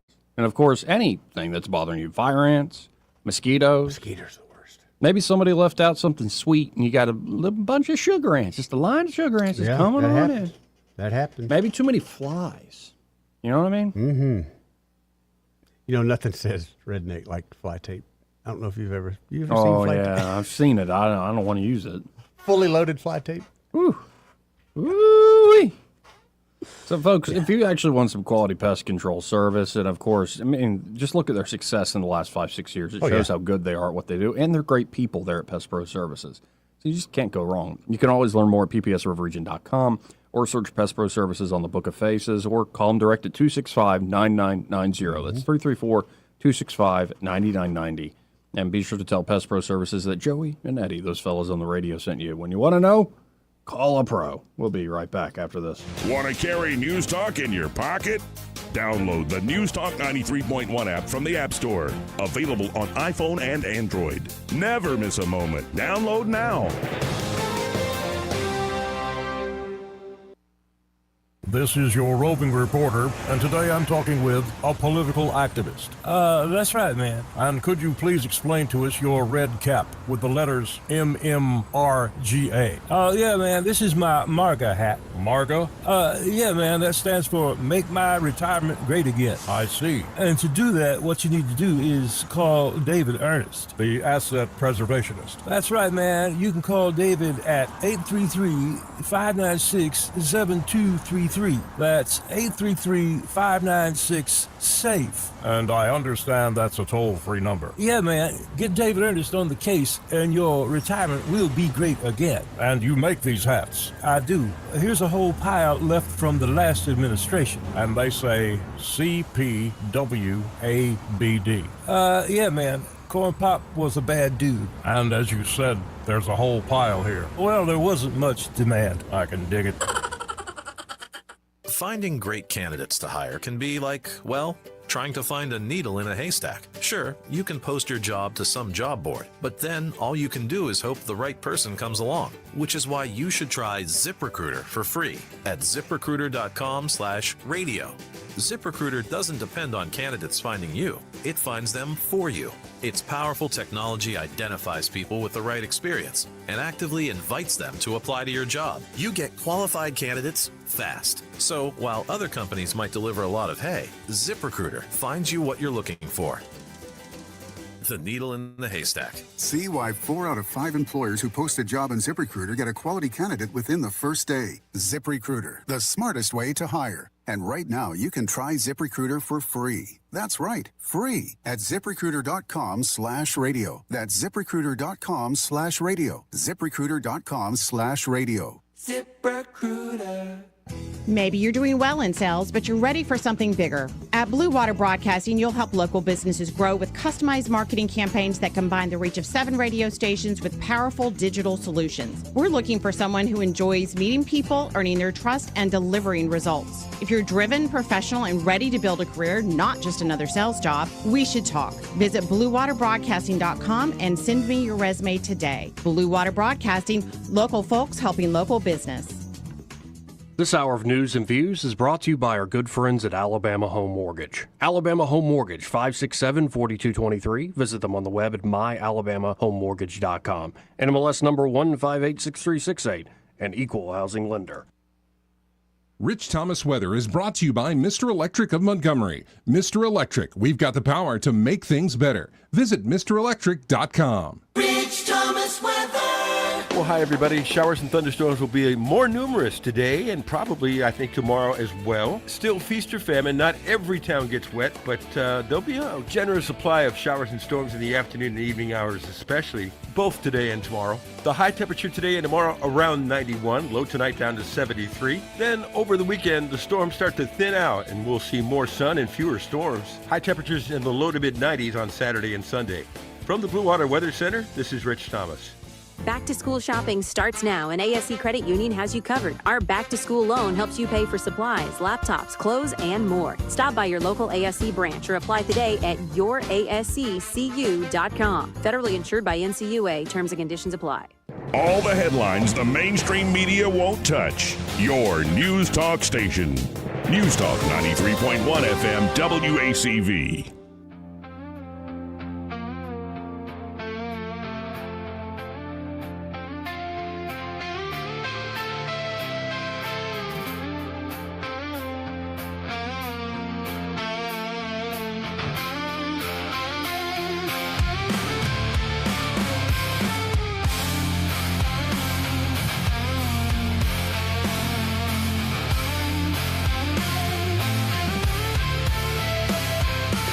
Welcome back. Now, we go from Lake of America being now a real thing and the historic deal with Venezuelan oil to there's a report that Iranian fuel reserves to run dry within weeks. Do have to wonder how long can the Iranians hold on? And right now, this war is bad politically. But I also don't.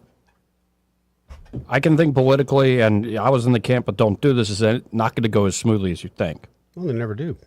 But a lot of the folks beating their chest, saying this shows how weak the U.S. is. I'm like, what are you talking about? Like, step back for a second. That this is weakness? What the U.S. and Israel, as well as the rest of the Gulf partners, were able to do within a very short period of time, and the only thing the Iranians have is this asymmetric move with the Strait? That's all they got. And this has, by the way, been holding back. The U.S. has been holding back. Mines cleared in the Strait now? They did have blockade on hit this morning, I think. But yeah, there's still some things going on in that strip there. However, what was it? 400,000 gallons of oil made it through in that one period of a month. So, how much normally goes through there? I know it wasn't near that much 2 weeks before that, but gas is still $3.80 a gallon, man. Yeah, and that's the frustrating part is we're not actually seeing it at the pump. Right. And so, yes, this is a problem politically. And the economy, you got to wonder are interest rates ever going to come down? Every time we turn around, they're inching up. If they come down, they seem to come down a 16th and then go up a quarter point. Now, let's do, though, a little bit of a change up here. Okay. Actually, I don't know if I want to do this. Oh. But have you ever heard of the 400 who saved the American Army, the Immortal 400, I believe in Maryland? No, I have not. So it's it's a YouTube video I ran across, but it's a little too long to actually play. So I'm going to get a write-up here from the AI assistant. Why not? Okay. Because it is fascinating. It's like a little portion of American history, because you've heard a lot of stuff about crossing the Delaware and Bunker Hill and those sorts of things. And this is the day to talk about them. It was August 27th, 1776, the Battle of Long Island. Their stand became one of the foundational acts of sacrifice in the American Revolution. All right. And, I mean, today it really is their day. Only 8 weeks after the Declaration of Independence, the American Revolution came frighteningly close to catastrophe at the Battle of Brooklyn, or Long Island. Washington's inexperienced Continental Army was badly outmaneuvered. British troops slipped through the Jamaica Pass, struck the American flank and rear, and began collapsing the Patriot position. Thousands of Americans were trying desperately to escape across the marshes around Gowanus Creek toward Brooklyn Heights, and somebody had to stay behind. That somebody was principally a body of troops from the 1st Maryland Regiment. together with Delaware soldiers under Lord Stirling and Major Mordecai Gist. Or Gist. Just. They were facing roughly 2,000 British and Hessian troops, many positioned around the old stone house. Instead of simply making a final defensive stand, the Marylanders did something extraordinary. They attacked. Wow. With muskets and fixed bayonets. They were driven back. They attacked again and again. Survivors' accounts differ about the precise number of assaults. Some remembered 3, others 5 or 6. But the essential fact isn't disputed. This badly outnumbered little force repeatedly charged a vastly superior British position while the rest of the Americans escaped. Washington was watching. Tradition records him crying, "Good God, what brave fellows I must this day lose." Different type of people. Yeah, well, yeah. To say the least, different type. The fighting lasted nearly an hour. The casualties were horrific. The National Park Service gives 256 killed and more than 100 captured, with only a few dozen of the rear guard making it back to American lines. Exact figures and even the precise number constituting the famous 400, of course, vary in historical accounts, but they accomplished what they had been left there to accomplish. The Army got away. And that is why the episode matters for Beyond Maryland. The British destroyed Washington's army in Brooklyn in August of 1776, again, 250 years ago to this day. The revolution might conceivably have ended almost as soon as independence had been declared. Instead, Washington retained an army. 2 nights later, under darkness and fog, he evacuated the remaining Continental forces from Brooklyn to Manhattan. 4 months later came Trenton, then Princeton, then Valley Forge, then Yorktown, where we opened up a big old can of whoop-ass against the Brits. And none of that was inevitable on the morning of August 27th. The National Park Service puts the stakes unusually strong. The sacrifice of the Maryland 400 quite possibly saved the Revolutionary War.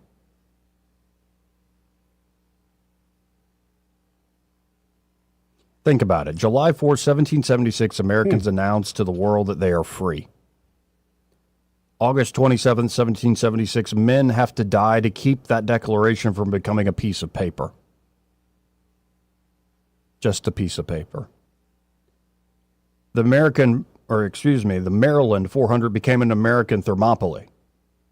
Indeed, Maryland historical sources explicitly connect their name and legend to the 300 Spartans that fought back Xerxes' army there in the Gap. Their monument in Brooklyn bears perhaps the simplest epitaph possible.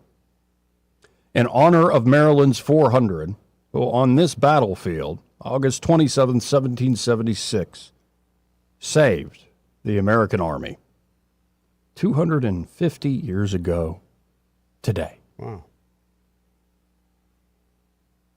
Just wanted to share that because I ran across the video and I'm like, I didn't realize it was 26 minutes. Yeah. I'm like, oh. But just wanted to share that little bit of slice of our history because, you know, July 4th came and went and you're like, oh, 250 celebration, isn't that great? No, a lot kept happening in 1776 after the 4th of July. That's a crazy. lot. Anyway, we got to hit this break. First, this part of the program brought to you by Alabama Home Mortgage. And there at Alabama Home Mortgage, Kim Williams and Madeline Cannon are ready to help you out with buying a home. Right. You've recommended people who I want to buy recommend go them all the time, Joey. But they can also help with refinancing a place. Yep. Like say you want to add on to your house. Yeah. Or you want a pool. Yeah. You've had that house for a few years. You got some equity built up in there. Yeah. Why not borrow the equity out of that house for that pool? I think that's a good idea. I do too, man. And of course, they can help you no matter where you are in life. It could be the numbers got to be right for you, or got to be right for the wife or the husband, or whatever. Like you got to convince people. Right. What's beautiful with Alabama Home Mortgage is they can give you the right number, but you're more than a number to them. Like it really is a relationship. And we've had, people that have worked with Alabama Home Mortgage and they found that dream home, and they've always been grateful and thankful. 100%. So check them out today. They're a great sponsor here of the show. That's Alabama Home Mortgage. Like Kim Williams and Madeline Cannon help you whether you're looking to buy a home or refinance a home. That number is 567-4223. That's 567-4223. Or you can always apply online at myalabamahomemortgage.com. There is a difference in mortgage companies. Let Kim and Madeline, again, prove that to you today. NMLS number 1586368. An equal housing lender. We'll be right back. Want to carry News Talk in your pocket? Download the News Talk 93.1 app from the App Store. Available on iPhone and Android. Never miss a moment. Download now. Looking for insurance, or maybe you're just not satisfied with your current carrier? How does quality coverage with local service and competitive rates sound to you? The folks at Stark Agency offer just that. Whether you need insurance for your business, car, home, or life, Stark Agency can help. As an independent insurance agency with over 20 of the top insurance carriers, Stark is sure to find the perfect match for you and your loved ones. Visit their site at starkagency.com or give them a call at 334-263-5535 for a quote today. This hour of News and Views is brought to you by our good friends at Alabama Home Mortgage. Alabama Home Mortgage, 567-4223. Visit them on the web at myalabamahomemortgage.com. NMLS number 1586368, an equal housing lender. We get Montgomery talking 24 hours a day. The River Region's most trusted voice. News Talk 93.1 FM, WACV.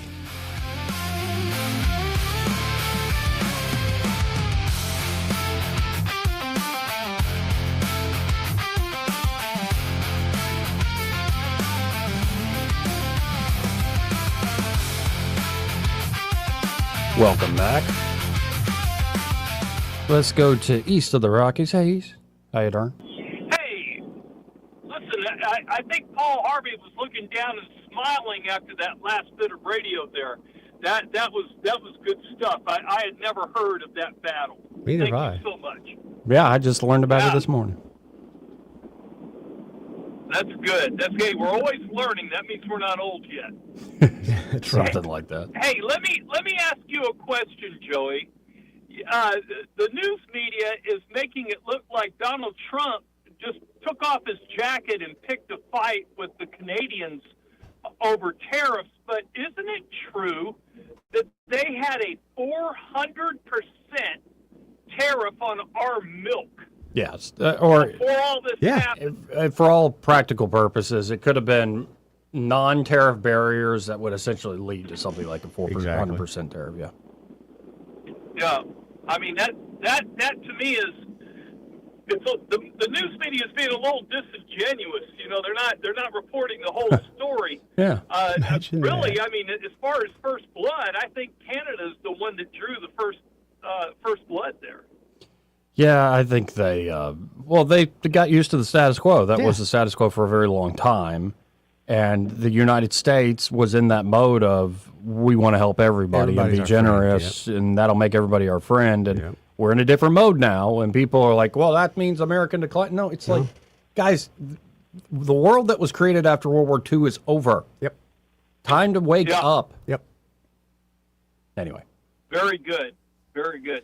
Well, listen, thanks for clarifying that, and thanks again for the battle stories. Keep them coming. The Maryland 400. Thank you, East. Thank you, East. Thank you. See you, brother. This part of the program brought to you by Eclectic Coins. Oh, yeah. Montgomery's largest gold and silver dealer. And at Eclectic Coins, they offer free appraisals, estate liquidations, coin grading services, and they have a large inventory with the best prices paid on gold and silver. And when I say that large inventory, you're talking, of course, like stackable, just gold and silver. Also, have you seen the perforated sheets? Yes. Like the small denominations of like actual gold and silver? Well, I haven't seen those, but what I did see, and something I want to talk to him about, I bought some, have you ever seen uncut money? I bought sheets of $2 bills. I bought a sheet of $5. And it's a piece of art, I guess, of anything, but it is real money. And I gave it to the grandkids, and I think my mom and them back in the day. But I want to kind of see what the value on that is now. It'd be great. He can help you. Yeah. I mean, plus it's just, and I didn't know you could buy it, but it makes for great gifts. You just literally hand somebody a sheet of money. Now, I wish it was $100 bills. Right. But, you know. And by the way, there's so much history there. Like, oh, yeah. Some of the huge large bills or coins that go back centuries. Well, we were talking yesterday how the bills used to be bigger. Yeah. Oh, much bigger. Yeah. You know, those large bills, that's folding money, man. Yeah, that is. That's folding money. That's proper folding money. Or it could be like you're a nerd. You like Marvel. Yeah. You like DC. And they do great. Like, if you love Spider-Man, there are a lot of really cool gold and silver commemorative things. Oh, yeah, they do got collectibles for Spider-Man and Batman and a lot of the great Marvel characters. And, of course, they also have things for baseball and sports, things for Fender guitars. It's actually this great display case where it opens up and it's not a coin. It's shaped like a guitar. Really? It's like a silver piece that is shaped and engraved beautifully to look like a Fender guitar. So there's a lot of cool stuff over there. And not to mention the gold backs. Yeah. Which are these privately issued, they look like bills, but they're actually gold. Gold. Like gold engraved into the bill itself. So you're talking like 1,000th of a troy ounce. Like there's different denominations of how much gold is in the particular gold back.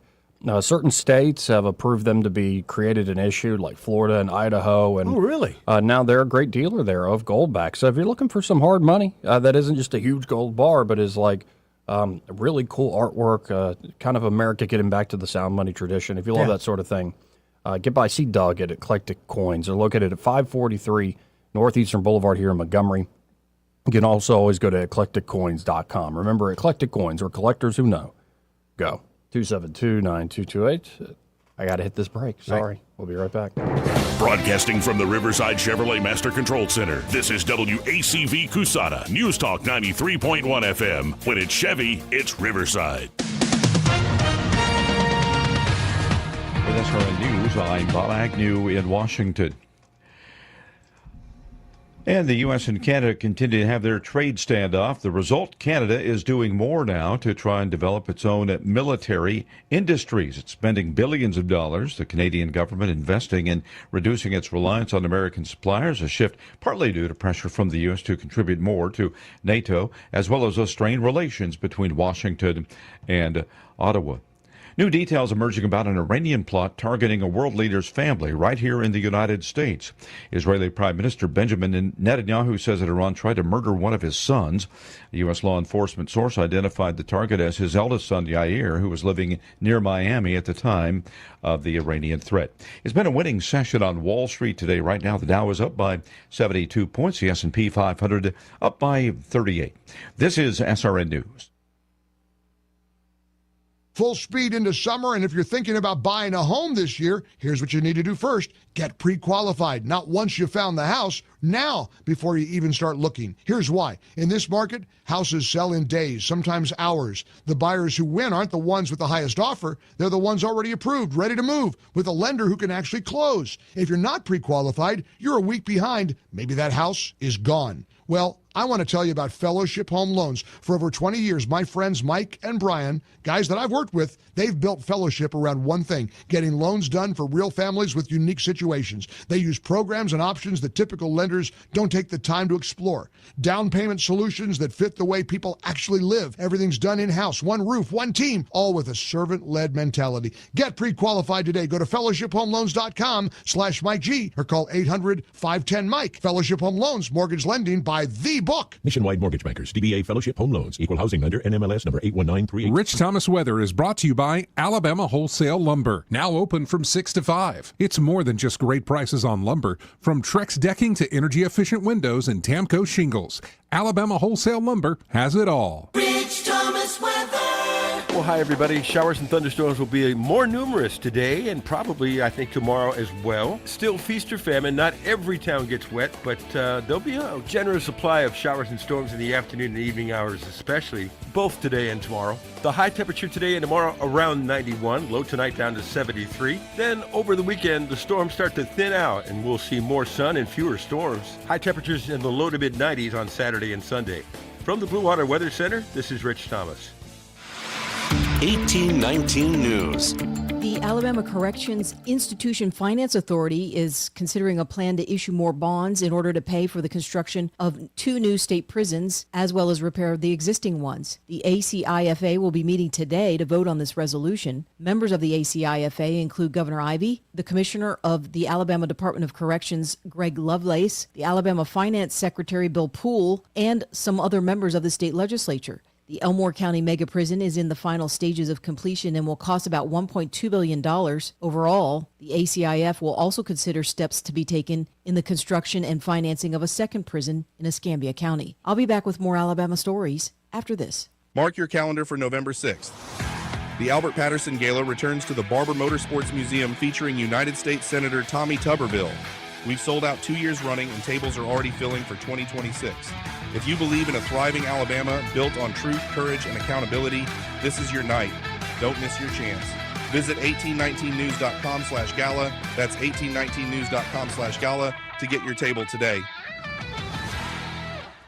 A house fire in Flomaton this past Tuesday night has now displaced a family of 9. The Moye family was able to get out of the house due to the smoke alarm going off. The family's house is now considered a total loss. Moye family did not have a working smoke alarm just a month ago when they had an outside air conditioning fire, and the responding firefighters found out they needed a new one. This latest fire appears to be electrical in nature and occurred in the home's attic.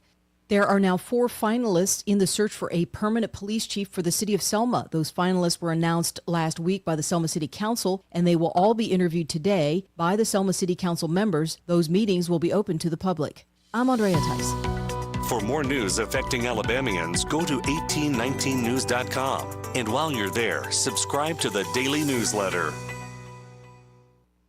This hour of News and Views is brought to you by our good friends at Cole Plumbing, 279-8919. Cole Plumbing is number 1 in the number 2 business. You don't have to dig a hole. They have proprietary pipelining technology. Ask them about their tankless water heaters. Remember, when you have trouble with your bowl, call on Cole. What's your biggest investment? More than likely, it's your home. So treat it that way when you hire a painting contractor. With PBS Painting, there are no gimmicks, no $99 specials. Just quality painting and someone who treats your home with the same respect that you do. At PBS Painting, we have been painting for years and look forward to many more years to come. With PBS Painting, the job gets prepped properly, whether it's cleaning, scraping, or priming. We always use quality products, which is a must for a quality paint job. So if you're looking for a painter that doesn't need upfront money and is on the job at all times, then please give me a call. Scott Bowers and PBS Painting, 294-5122. That's PBS Painting, 294-5122. Look at some of our work on Facebook at PBS Painting Montgomery. The cost of living issues really are on the forefront of everybody's mind. We have to focus as much as we can on controlling costs.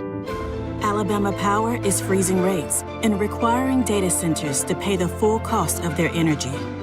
It's so important that the big data centers have to pay their fair share. Alabama Power has always been incredibly responsive.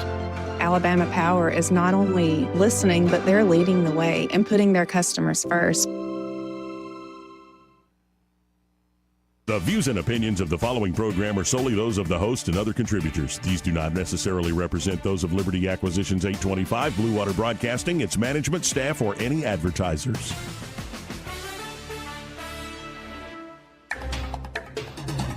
It's time for Montgomery's conversational radio show. It's News and Views on News Talk 93.1 FM. To join the conversation, call 272-9228.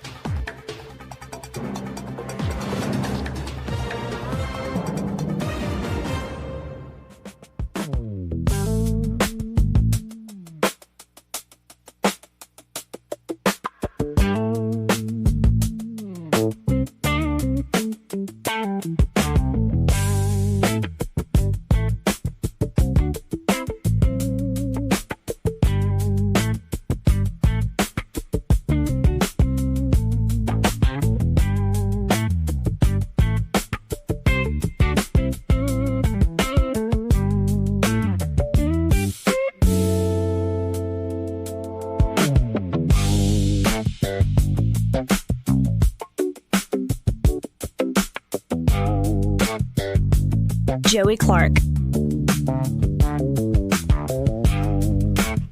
I liked it. You know, Jesse had a good idea yesterday. Yeah? Of y'all sitting in a room and doing some picking and grinning. Yeah. I think it'd be fun. It would be fun. Do some storytelling, some picking, some grinning. Be great. And I don't like really learning other folk songs too much. Like, I've really always been when people like play guitar, what do you do? I'm mostly noodle. And that's why this AI app has been kind of great. I can just play with ideas that I come up with on the spot and develop them into things quickly. But yeah, that's always, I think, fun to get with somebody who's got talent, could sing, has a different, say, skill set than you, and see what happens in a day. I agree, 1,000%. I got a chick that plays piano too, and I got a karaoke machine, Joey. So I'm ready when y'all are, buddy.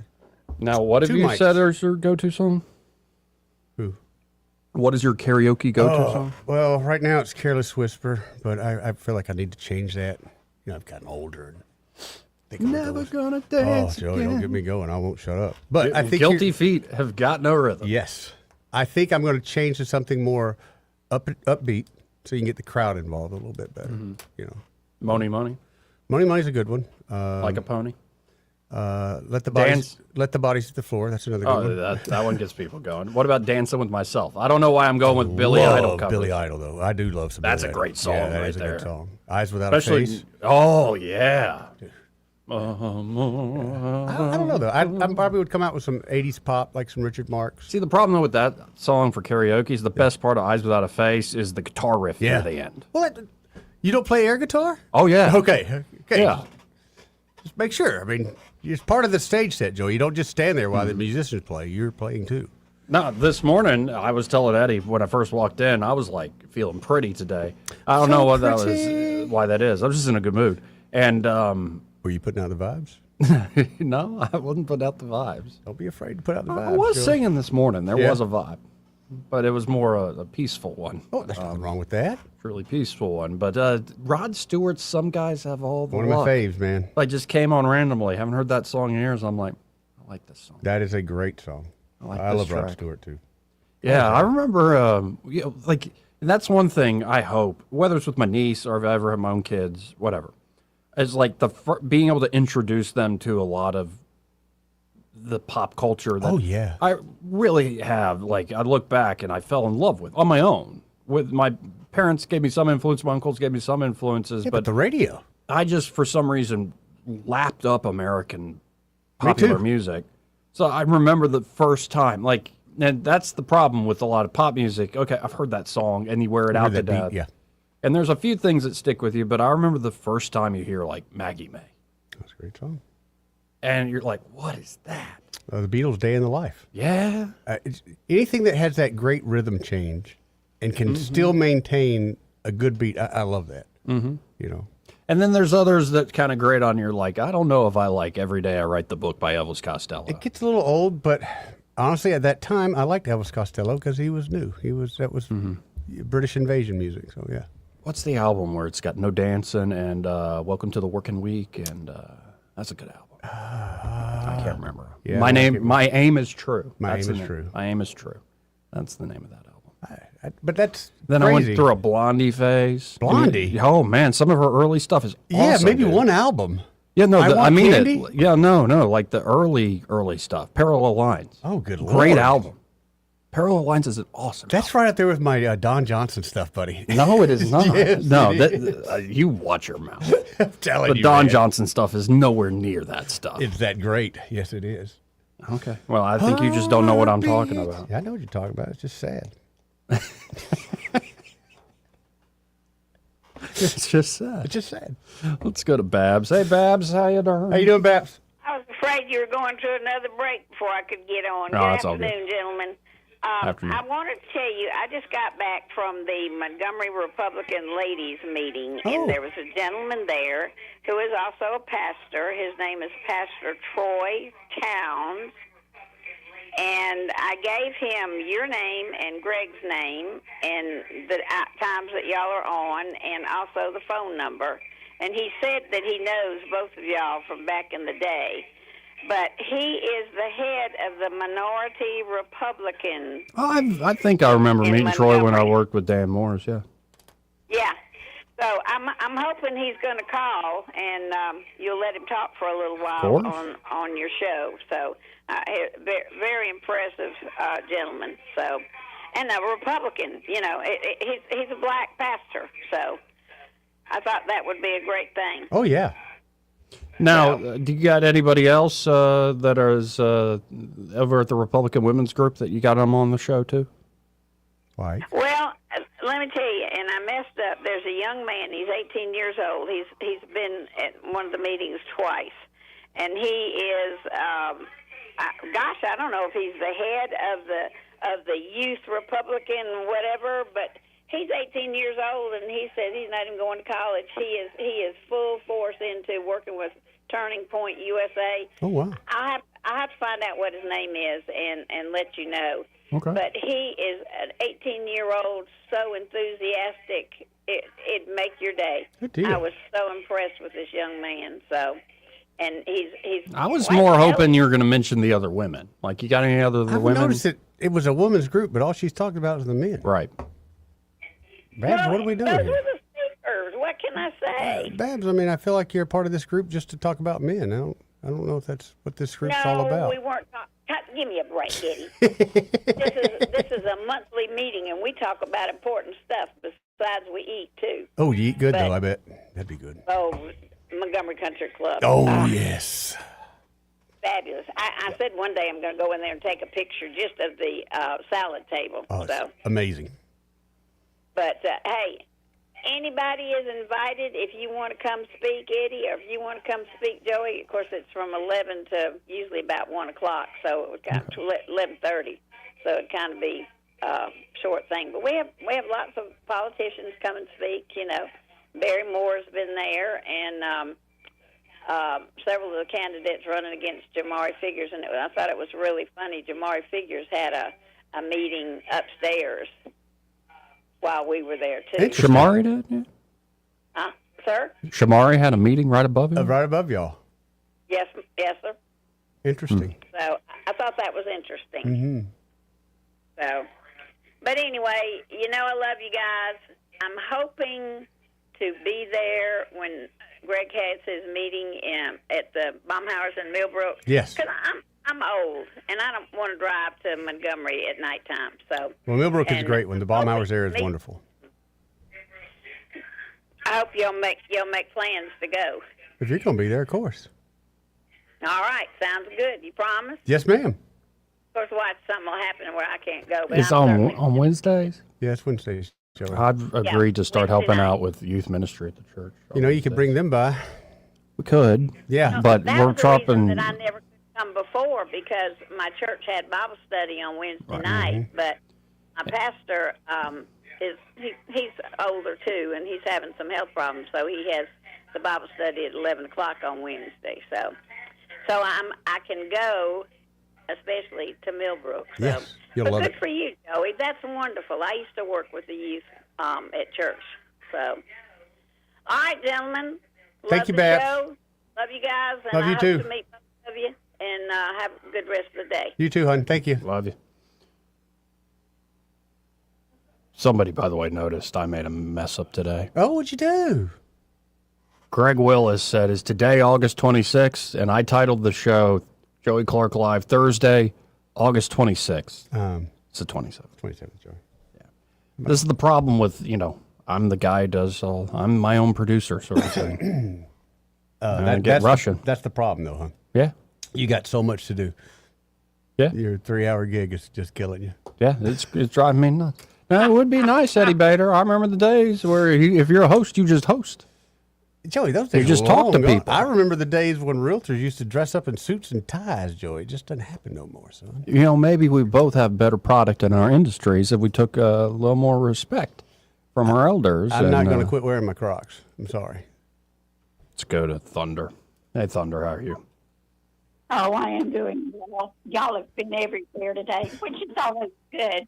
But I'd like to go back to Canada for just a second.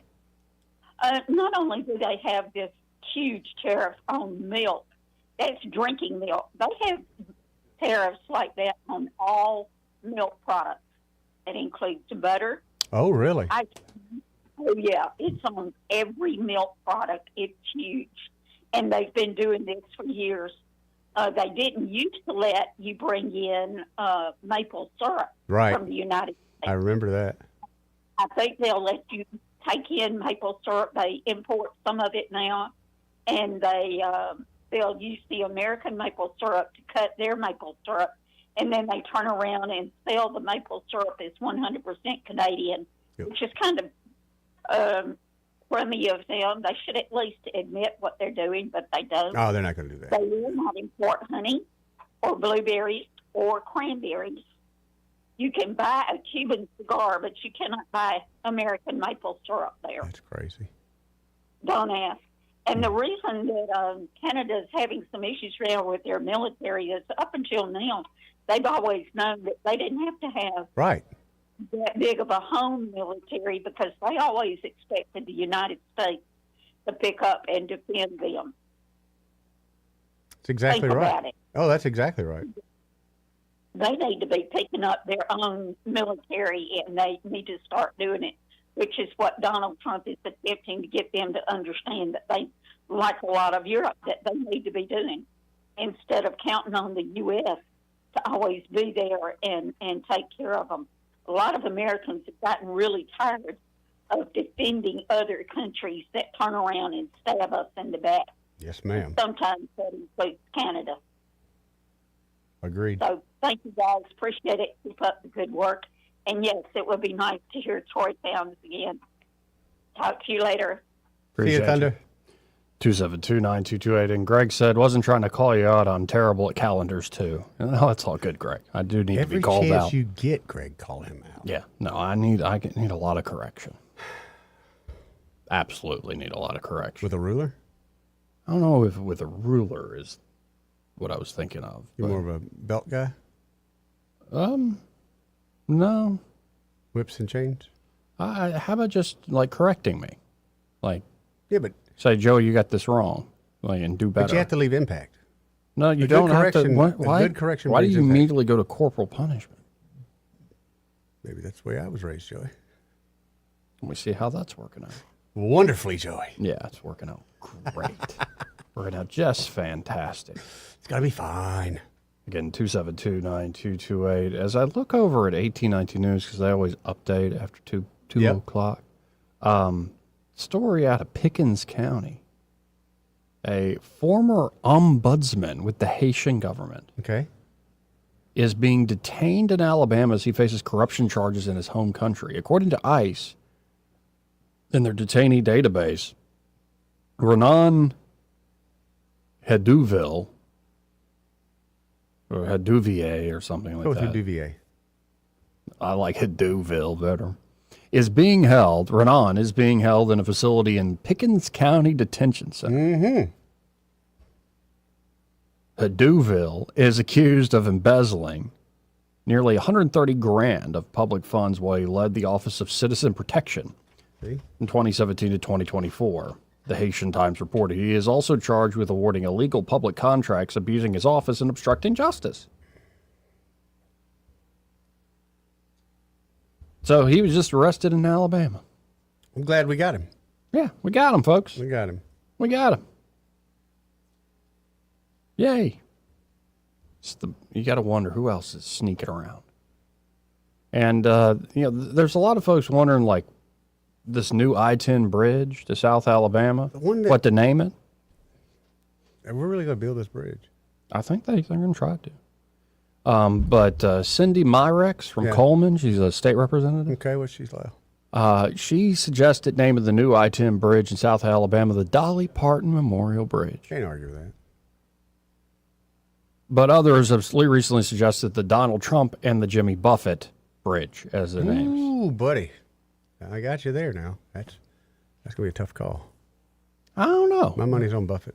You think the Jimmy Buffett Bridge? Yeah, he's Alabama native, man. That is true. That is true. And honestly, I don't know if Alabama is showing much love, to be quite honest. Yeah. Why is that? I don't know. Is it a cultural thing? I don't know. I think I know a lot of Alabamians love him, of course, but not like he is loved worldwide, especially United States wide. I mean, where he did all his concerts at? He'd do closest one would be Atlanta or Mobile, Gulf Shores. Miss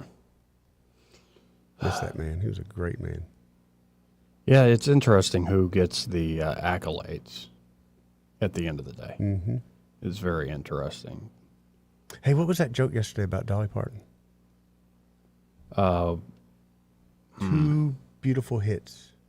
Singing her two great. What does Dolly Parton do in the bathtub? That's it. Singing her two biggest hits. You got it wrong. I tried it earlier. Screwed it up again. Right, but it's actually an Islands in the Stream joke. Right, but the two biggest hits work really well. By the way, yeah, Canada is striking back because boy. again earlier today, Trump officially. This is the biggest news of the day. Trump officially renamed Lake Ontario to Lake of America. I love it. Lake of America. Love it, man. But Canada's Canadian Broadcasting Company or whatever it is, CBC. they've instructed staff not to call 9/11 a terrorist attack in news coverage. Why would you do that? Why would you do that? Yeah, that's below the belt there. Yeah, it is. Just a little bit. Yeah, you don't do that. It's all right. Let's let some people go there and whoop their ass for a little while. See how much they like it.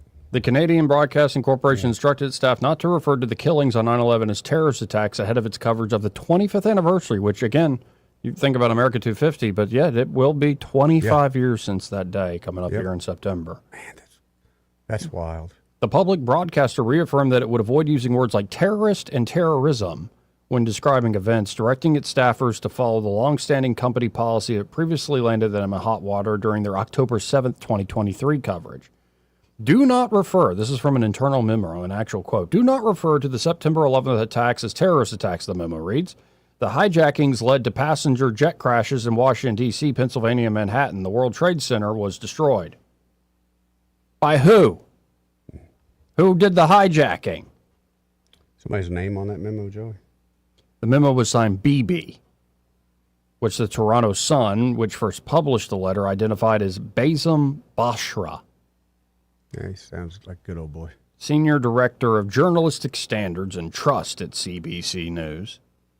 CBC defended the memo as a reminder to its journalists to adhere to its decades-old practice, claiming that using charged phrases like terrorist attacks would diminish their ability to remain impartial. They don't call it what it is. Trump needs to make it 100% tariffs. Yeah, that's kind of below the belt. Our focus is to report the facts of such atrocities with accuracy, clarity, and detail, to convey the scale and scope of violent acts wherever they occur, to quote the people affected, and to convey the views of officials and experts on these events. We bear witness. But CBC News does not itself designate specific groups as terrorists or specific acts as terrorism, regardless of the region or the events, because these words are so loaded with meaning, politics, and emotion, they can end up being impediments to our journalism. I disagree. I wonder if somebody flew a plane into the CBC, what they'd have to say about it. Yeah. Well, that's the thing. They don't have to worry about that kind of thing because they have us as their big brother. Big brother always takes the hits. Well, that's pretty crappy. Much like Reuters, CBC only uses the terms when quoting others who are describing events, despite even Osama bin Laden, who approved and funded the attacks, describing it as, quote unquote, from Osama bin Laden, blessed terror. Right. No, it just shows a little bit of the cultural divide between the United States and it does. But most of Canada. Your Canucks that are in that right there, they're holier than thou type people. They're not your true representatives of Canada, which is sad. Yeah, that's enough to really annoy you. Yeah. 272-9228. Now, another crazy, like, because it is a bit of a slow news days in terms of the hardcore politics. This is being reported at the New York Post. It was a long time second coming. Okay, they had to do a pun even for this. After years of searching, the Italian archaeologists have discovered an ancient site that matches a Bible description where Jesus Christ was buried. For a preliminary study in the Jerusalem Archaeological Journal, Liber Annus, we have found evidence of a funerary landscape, said the lead archaeologist. The researchers had been excavating Jerusalem's Church of the Holy Sepulchre, a 4th century Roman church that was built on over a holy site where many Christians believe Christ was crucified, buried, and then resurrected on Easter Sunday. As a result, it's become a mecca, of course, for religious pilgrims from around the world, attracting around 4 million visitors per year. During the final phases of excavations in 2025, they began 3 years prior during a floor restoration. The team found a peculiar landscape that suggests they might have been onto something. Underneath the church was an abandoned quarry, cultivated plots of land, rock-cut tombs, and an ancient garden. Coincidentally, the book of John describes, quote, "At the place where Jesus was crucified, there was a garden, and in the garden a new tomb, in which no one had ever been laid." It's literally from the Gospel of John. While no one had been found in the tomb, as you would expect. Right. If you believe the story is true. The abundance of parallels was nonetheless compelling. John 19:20 says that the crucifixion occurred close to Jerusalem, while Hebrews 13:12 claims that it occurred outside the city gate, the exact location of the quarry at the time of Christ. Another point of fascination, sections of the quarry measured 20 feet deep and had been filled with dirt, suggesting it had served a pastoral purpose. So essentially, like, the tradition is at the Church of the Holy Sepulchre, and they're like, well, we did some archaeology there, and yeah, it seems the tradition's right. Mm-hmm. Who would have thunk? Interesting. Fascinating. I didn't know they were doing that, but that is one part of the world where you just keep doing more digging, and you start to realize all these books that they come to life in a way that is just kind of remarkable. When we lived in Turkey, and granted it was back in the 80s, we would go to Ephesus and different places, Sardis Library. Beautiful, but it's just ruins. But they were just places people herded their goats. I mean, you could literally, and it wasn't uncommon for you to bend down and pick up a piece of pottery. And you're like, right. It was just so crazy. Even then, as a very young kid, I was like, why would someone not over here digging? Well, the Turkish people and the government didn't really want that. They were worried people were stealing and things like that. But I've never understood why they just didn't just do a mass digging. It's kind of like, well, we'd be digging everywhere. I guess you're right. This place is so old and has so much history. We got to, pick our spots. Yeah, but like Ephesus, the Colosseum in Ephesus. I mean, to see that is just amazing. Incredible. Yeah. Again, 272-9228 if you want to get in on the conversation. It's 334-272-9228. You ever a big roller coaster guy? I used to be. I never was. The wooden ones, they start hurting my back after a while. Now, I love the rail ones, the smooth roller coasters. Absolutely love them. Absolutely. Yeah. Well, to ride some? No, I've never been a coaster guy.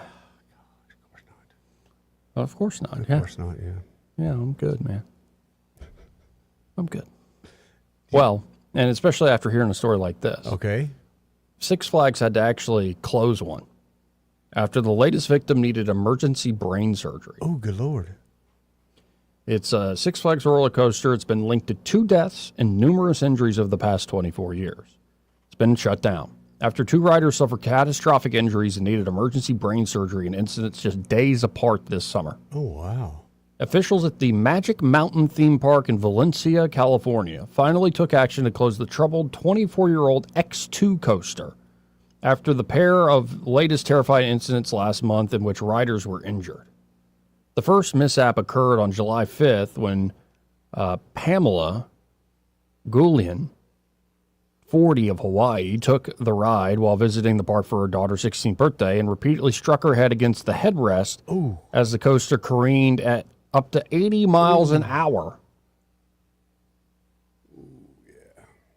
After the end of the ride, which had seats that rotate 360 degrees, she began vomiting and later lost consciousness before being rushed to a nearby hospital. So we gave you a huge concussion, and now we spun you around. Concussion, yeah. Part of her skull was removed to reduce brain swelling, and she didn't fully regain consciousness for about 2 weeks. Just 6 days later, Los Angeles resident Naomi Greer Wilkinson, 25, lost consciousness after riding X2 with her siblings and had to be rushed into emergency brain surgery. She remains in a coma on a ventilator. Oh, man. X2 was shut to the public on July 12th following that injury, and the ride remains closed at this time. Families of both women injured in July said they reportedly were offered food by Six Flags representative, including from McDonald's, but otherwise have heard nothing further from the company. Yep. That's how that goes. Wow. And something happened all the way back in 2022 to a 22-year-old who, after riding X2, lost consciousness, collapsed, died from a traumatic brain injury the following day. Good Lord. I would have thought I would have killed it right then. Yeah. Wow. Holly's death was ruled an accident caused by blunt head trauma from a park ride. Bumping around. By the medical examiner there in L.A. County, Los Angeles County. Really physically see how it would be bouncing off. His family sued Six Flags in 2023, and the case was set for trial in September before reportedly being settled for an undisclosed amount. At least 70 complaints of head or neck injuries connected to X2 were made in the 3 years before Holly's death, according to an expert retained by the family who cited internal Six Flags records. Back in 2010, Hilda Farias, 28, also died after riding X2, although medical experts at the time put her death down to multiple factors, including an existing brain abnormality that had ruptured due to the ride's intensity. Wow. Yeah, see, like, I'm not a big roller coaster. In fact, like, if I am going to do a roller coaster, I would much prefer, even though it can actually be scarier in a way, the wood coasters. I hate the wood coasters. They beat the crap out of you. Right, but it's kind of like, some of these other ones are, I don't know, like the real extreme. Did you ride the Batman over at Atlanta? No, I've never. I'd probably do that. But like... or the Superman? You lay down? Yeah, sure. Like, I don't know. At this point, yeah, whatever. Okay, at this point, no one's challenging you to do it is the issue. I get it. No, but then there'd be some, I'm like, no, I'm good. Well, there are. I mean, there's some wood ones I don't want to do, but mainly just because they beat the mess out of you. But I love, especially the roller coasters like the Cyclone and stuff, where you're going down into a turn and you're twisting and it's just smooth like you're in a jet. I love now that. You got a preferred one when it comes to the fair? Yeah, none of the above. Yeah. I think I got head trauma from the zipper one day. Fit on every one of them, and yeah, I remember my dad put me on. It was like a mousetrap when we first got there years ago when I was a little kid, and I was thinking, this man hates me. Why would he put me in this cart? And it's going straight up. Oh, it was awful. Yeah. But I learned to love them. You don't like the ones that go just real high and drop you? No, I've done those a couple times too. In fact, I had one videoed because I swore I'd never do it again. So video it one time. Now I do remember getting a kick out of and actually enjoying what they have. I don't know if it's still running up there at Huntsville at Space Camp. That drop? It's not a drop though. It's like it's different than it's not a slow. A lot of them they just carry you and then they carry you slow and then they drop you all of a sudden. This one instead was like launch you, yeah. And there was something exhilarating and fun about being launched, and then you're floating. Like, that was awesome. Well, yeah. But the slowly being lifted up and just waiting to feel your stomach drop out, nothing. That's the worst. What was it, Free Fall or something in Six Flags they had where it was like an elevator shaft, literally. You went up an elevator shaft, and then you'd go out, and it would go, you hear the buzzer, and it would be, maybe a second. And were you ever a theme park guy, like a Disney guy, a Universal Studios guy? I love the water parks, though. I was a water park guy. Water park Love the water parks, man. What was your favorite thing at the water park? Anything water slides, but mainly the big water slides that took like 5-6 minutes to get down, where they would have like little pools halfway through, and you'd stop. Those are my favorite. No, I tend to prefer I like the tall ones that were like enclosed, so tubes, and like that's the ones I zip through them. The wedgies, Joey. Oh, sure. Got plenty of wedgies. Yeah, the ones I never jumped on were like the real steep ones that are opened up and stuff. I mean, I'm sure they're fun, but I think I did one or two of those. There was one in Florida, Six Flags over Miami or something like that. It was a water park, and it was all rollers. And when you hit the water, you went for another probably 100 feet across the water, just skipping across the water. It was cool as it could be, but I was a little scared. I ain't gonna lie, I was a little scared. Like we established earlier, we're lazy river fellas. I am a lazy river guy, more than ever now. And I have to say, like, you remember when they used to have the one over there in Auburn? Yeah. They still there? The RV park. It's still there? Yep. Oh, wow. See, and that's the thing when they said Montgomery Whitewater. That's what everybody people thought. were thinking like a water park. Yeah. Which would be fun, honestly. It would be fun. It would be fun. That's a little different. I think I would rather have a lazy river than a pool, to be honest. I'm sure a lazy river is a lot more expensive, but I don't care if it just went around the house. I don't care, like a moat. Just hang out? Yeah. Nothing wrong with a lazy river. Mm-hmm. What about the wave pool? You're a wave I pool love guy? the wave pool, but he had too many people that just didn't. You get hit by people and stuff. Rubes. Just rubes. Didn't know what to do. But yeah, I love that, man. Anything like that, water park especially. Now that I think about it. No, then we're just on this theme. And because it really is a slow news day, and I didn't prepare much today. Just lost track of time. When's the last time you've been to the zoo? Probably about a year. How was it? That year ago. It was a little disappointing, but they were doing some renovation, so I'm sure it's better now. I know they put on a new entrance to it and stuff. We've got a great zoo. I hate where it's located, but I think all zoos in cities are usually the worst places. But well, somebody asked me, like, when's the last time you went to the zoo? And I was like, just by myself. Yeah, you don't need to. Yeah, no, and they were like, oh, yeah, that's probably yeah. No, but when your niece comes back down, that's what we do. We take the kids to the zoo. Yeah. It's exciting then because you get to see them seeing a lot of these animals live for the first time. Can you imagine if you just went by yourself? It's like, is he watching the animals or watching families? What is he doing? Yeah, I would feel very uncomfortable. Yeah, I wouldn't want to go. It's just a dude. Right, just hanging out at the zoo. I just want to see the giraffes. Maybe it's a place to meet cool chicks. Yeah, it's like single moms. Yeah. Anyway, like, what do you like to do in your free time as you're like feeding the giraffe? Hey, actually, okay, hold on. That could be a whole thing. It could be a safety night that you could come, safety single night at the zoo because they have security. Maybe not alcohol drinks or nothing, but you could kind of walk around the park being single and mingle. I think that's a good idea. I think they do some adult stuff. Oh, do they? I know they do the Halloween, which I love, and they set it up for Christmas too, which is cool. Mm-hmm. But the best thing they got at the zoo is that pond that they will not let me in. Pond? Joey, the story behind that pond. Okay, there's a pond at the zoo. Brockway Glass used to own that. Brockway Glass was an industrial thing back in the day. It's a gravel pit. No one knows how really deep it is. Mm-hmm. Sadly to say, many of Howling Gardens and Chisholm children drown in that pond. Yeah. They put the fence around it. So it's deep enough. It's plenty deep, and it drops off super deep. But the amount of large fish that are in that pond are amazing, and I feel like the zoo should open that up to people like me who want to come fish it. Because it hadn't been fished good in 40 years, probably. Oh, there's probably got some monsters. There's some 15-pounders in there. There's some 15-pound bass in there. Monster bass down there. Yep. Probably good eating. Well, I don't know. Yeah, that's a pretty that isolated. I think that pond's kind of a catch-all there. It might be a little nasty, actually, to eat anything. It's very clear, but I've learned that from wastewater management, just because it's clear water, don't mean it ain't stanky water. Mm-hmm. I think the last time I was at the zoo would have been 2012. Yeah. 2013. Oh, wow. Or I'm working one summer for Parks and Rec. And, they keep a lot of people on staff. At least when I was doing the summer job, a lot of people would be on staff, and they'd have their regular gigs. And you would notice that we would be overstaffed, like for an average day. Sure. But the reason you staff so much is on big days. You got to have those people. You got to have the people. Yep. And so we had to set up a massive tent at the zoo. And that was quite a project. Yeah. I actually got it stood up pretty quick. Did you do any of the hammering of the stakes? No, that was not my job.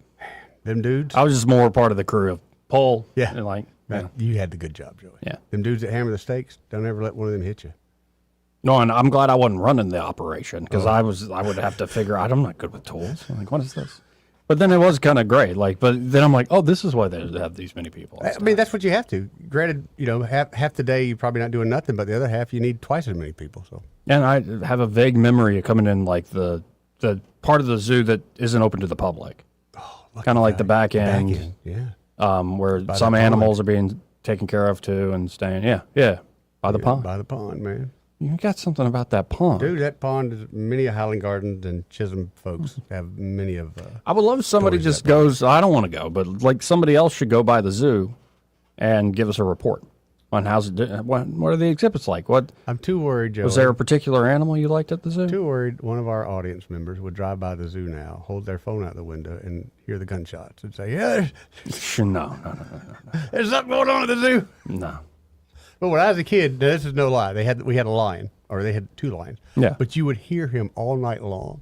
At night. At night, and like every redneck, roar all night, roar all night, and every redneck in the world would say, "I wish they'd let that SOB out. Just let him out. Let him roam. Let him roam. He wants to be set free." Everybody was so sick of hearing that thing roar all the time. Good Lord. Let him free. Been good times. Yeah, I remember liking the parrots, like the big old macaws Yeah. they got over there. They're beautiful birds. Yeah, I remember the whole bird habitat. You walk in it. Yeah. That's really cool. Mhm. And I don't know if the snake house is still going. That was my favorite thing probably as a kid. Really? Like the reptile house. I've never been a huge snake guy. No, because they creep me out. There's Yeah. like a primordial fear there, but they're also amazing. They are, but I like them over there. What do you think about people that own snakes as pets? I think they should have their hard drives checked. I think they're all right as long as they're not talking to it. I think that's how all You know this why? Okay, there's a story of started. a lady that had a big boa constrictor. She was 5'8". Her boa started out at 4 foot. Okay. Eventually, it got as long as she did. Was tall.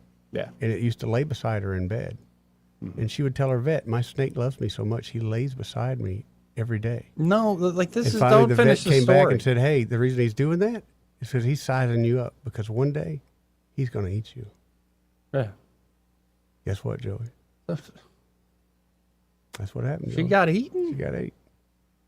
6 foot snake.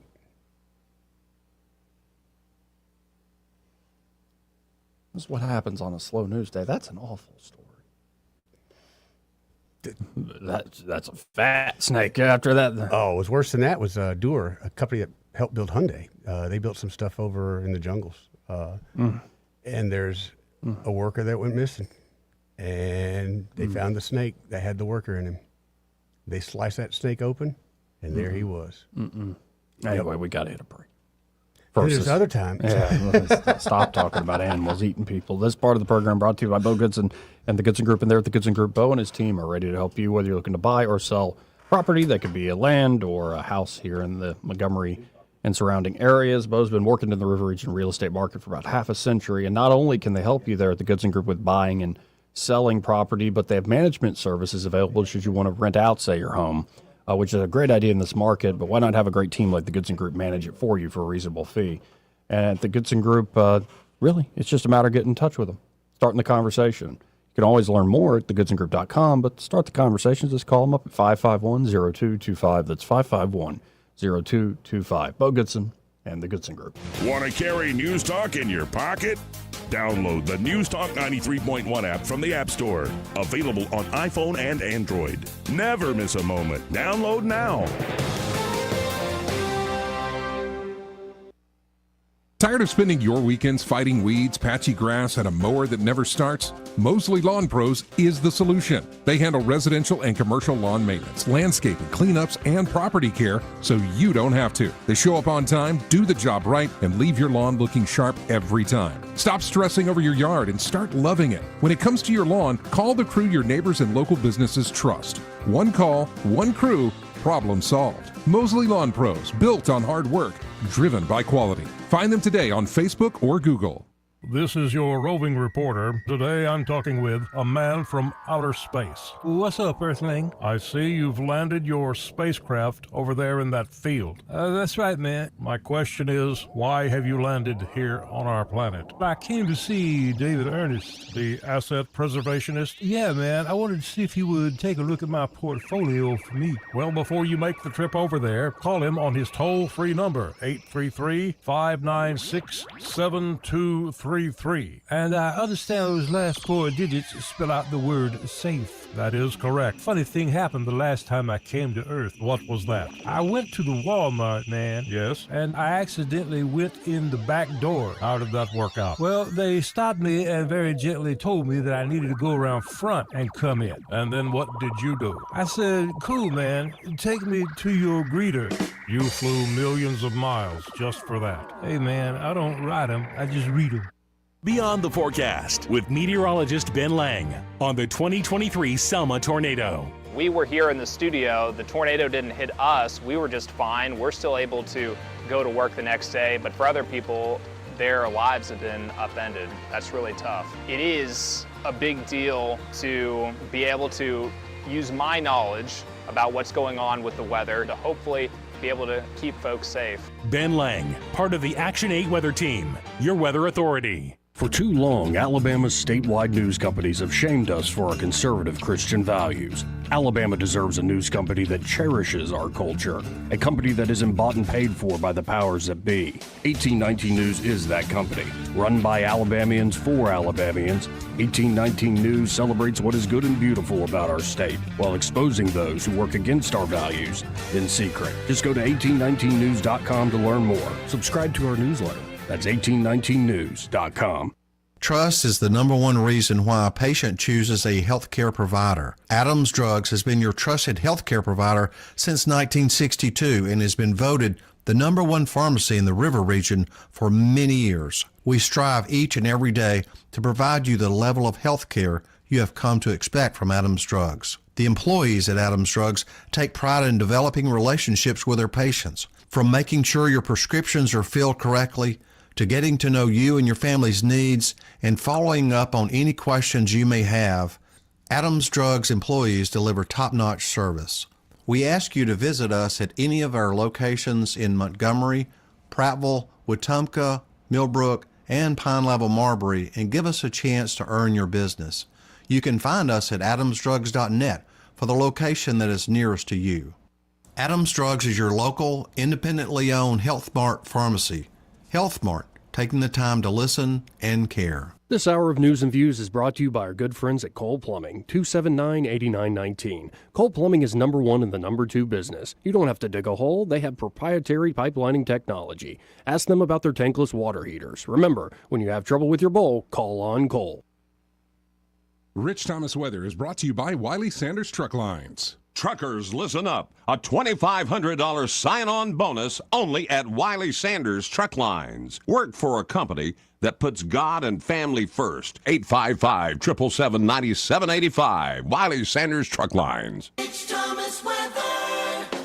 Well, hi, everybody. Be flexible with your plans this evening and again tomorrow, Friday. There will be a generous supply of showers and storms roaming around. They will still be random, and they tend to fade out in the overnight hours. Our low temperature tonight down to about 73. Friday's high up to about 91. And our weather app will keep you on top of the action, showing you where the storms are and where they're going to be, and any push notifications for severe weather alerts as well. Over the weekend, the showers and storms will start to thin out in nature. Fewer storms around. From the Blue Water Weather Center, this is Rich Thomas. When the heat hits to the River region, don't wait. If your AC quits, Hands Heating and Air offers same-day service, or your diagnostic charge is free with their Comfort a Day or You Don't Pay guarantee, plus 24/7 service with no overtime charges. If it concerns your community, you'll hear about it on News Talk 93.1. News Talk 93.1 FM WACV.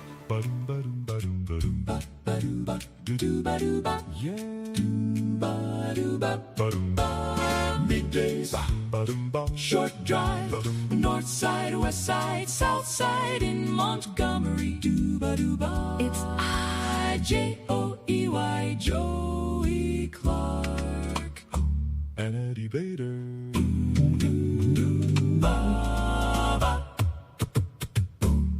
So, we got a verdict yet on the crazy lady who killed her own children? I don't think so, Joey. They're still, I don't know what they're waiting for, but I don't know. Well, let's cleanse this palate here with a little Nobunaga. Oh, please. One Japanese airport has not lost a single bag in 30 years. Wow. Not one since it opened in 1994. Tens of millions of suitcases, zero lost.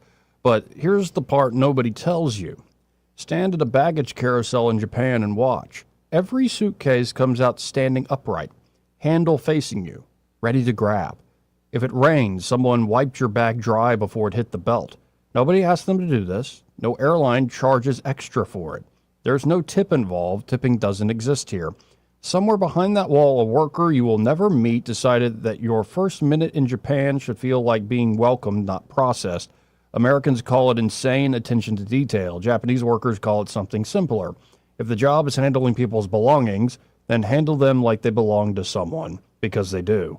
The airport won world's best baggage delivery so many times it's almost unfair to the competition. You'll never see the hands that turned your suitcase around. That's exactly the point. A little taste of Japanese culture, and we could maybe learn a few things. Oh, definitely. So I think next year it's going to be our trip. I hope you join us. If not, it's just going to be me. You're going to Japan? Yep. Really? Yep. It's a bucket list item, and things look like they're going our way, I'll be able to do that, and I'm going to go for at least a week. Do you have an itinerary yet about where you want to go in Japan? I got some places I want to go, so I don't have a full itinerary. As crazy as it is, I really want to go to, this is so immature, the restaurant that has the food on the conveyor belt. Of course, I want to do that. I want to go to the busiest intersection in the world, which I think is in Tokyo, big crosswalk and stuff. I've always wanted to go to some of those small, it sounds like a drunk, but those small alcoholic drinking facilities that they have the bars. It's like 4 or 5 people can sit in there, and that's it. And just little places like that all throughout Japan. Plus, I'd like to see the polite society. Yeah. I'd like to see someone hold the door or not try to shut the elevator door when somebody's running to them. Somebody hold the door for you.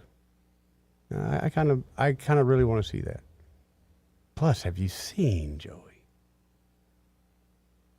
the TVs and stuff they have over there? Incredible. The TVs. Yeah, the video, and it's like a futuristic city. There he is. So I'm looking forward to that. I'll probably want to go to like some old churches. Oh, no doubt. That'd be great. Yeah, they got old Catholic churches there. I'd love to. I'd love to, man. I just think I really look forward to that. I always wanted to go there. Polite society. I've known a few Japanese people in my life, and they've always been wonderful people. Yeah, the oldest Sacred Heart Cathedral in Yamate of Yokohama, built in 1862. Wow. By missionaries. And I don't know. There's just there's a lot of culture there in Japan. That'd be cool. I really want to. I really want to. I'll probably buy me a sword while I'm there, that kind of thing. Really? You can. I watched this guy, this Alaska guy. He went to Japan several times, but he ended up finding a sword maker, and he's got a shop and all. He goes there, and you work with him for that day, making the sword with him, and then a couple of weeks later, you're at home, but he'll ship that sword to you. Amazing, man. And it's all done by hand. It's no machine. It's you and him and the hammer. And on that note, you and him and the hammer, Mr. Bader, sometimes I just got to smile at you. We'll be right back. Want to carry News Talk in your pocket? Download the News Talk 93.1 app from the App Store. Available on iPhone and Android. Never miss a moment. Download now. Hi, I'm Carl Schmidt, naturopath and owner of the Herb Shop Wellness Center at 8161 Vaughan Road. You know, with over 30 years experience in natural wellness, I've seen countless health fads come and go. A few years ago, we added a patented technology that actually activates your stem cells. It reverses the aging process at the cellular level. However, you do need proper hydration and targeted nutrition. At the Herb Shop, our advanced scanning and testing technology allows us to accurately assess your nutritional needs and get a customized plan for you. Come in today and see what the Herb Shop can do for you. Hey y'all, Lewis over here at the Capital Oyster Bar on the beautiful Alabama River down here where we cook up that fresh seafood for you. You know, we got an RV park down here. We rent out pontoon boats. All that's good times, but let me tell you a really good time. Sunday afternoon at 4 o'clock, Roger Hurricane Wilson's down here with his blues band, playing some old good old blues, some contemporary blues, some original music. It's all going to be a good time. You can check it all out at CapitalOysterBar.com. Go to our Facebook page. You're going to see a map how to get here, a menu of the good food. We got a fryer, a steamer, and a grill. Got a crew back there in the kitchen that puts out some good food, man. I'm not lying to you. It's some good food. Besides that, we see the upcoming live music. Man, we got a great lineup after Roger this weekend. We got the Gate Band, Labor Day weekend. The Gate Band is down here. That's going to be a lot of fun, you know. I know there'll be a few folks rolling in here on walkers, but we're going to be glad to see you anyway. Don't forget, 4 o'clock showtime this Sunday. Roger Hurricane Wilson's in town. Good food, good times, good folks. Want you to come join us. This hour of News and Views is brought to you by our good friends at Cole Plumbing, 279-8919. Cole Plumbing is number one in the number two business. You don't have to dig a hole. They have proprietary pipelining technology. Ask them about their tankless water heaters. Remember, when you have trouble with your bowl, call on Cole. News and talk without the static. The River Region's most trusted voice. News Talk 93.1 FM WACV. Are listening to Joey Clark. Joey Clark. Joey Clark. Joey Clark. You're listening to Joey Clark. This part of the program brought to you by Josh and Leslie Ryder. They're at Dillon Rings, and at Dillon Rings, they are ready to help you across the board. Oh, yeah. Of course, the custom design work. Josh, the jeweler, is ready to go to make something. He loves making custom design pieces. So if you got an idea, or maybe you've got some older jewelry you want to update, these sorts of things, he can help you. Maybe you got divorced and you still got an engagement ring and a wedding band, and you don't want to sell them off necessarily. But you got the jewelry part of that. But you've got some valuable materials there. He could make something fresh, something new. For sure. So you can forget that fella. Makes it a little easier.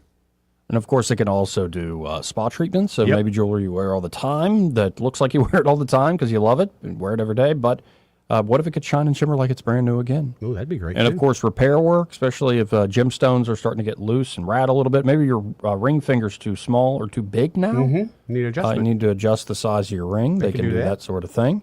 And, of course, they have a great inventory from high-end, one-of-a-kind items to everyday jewelry items, including little starter sets and fun things for the kids. Yep.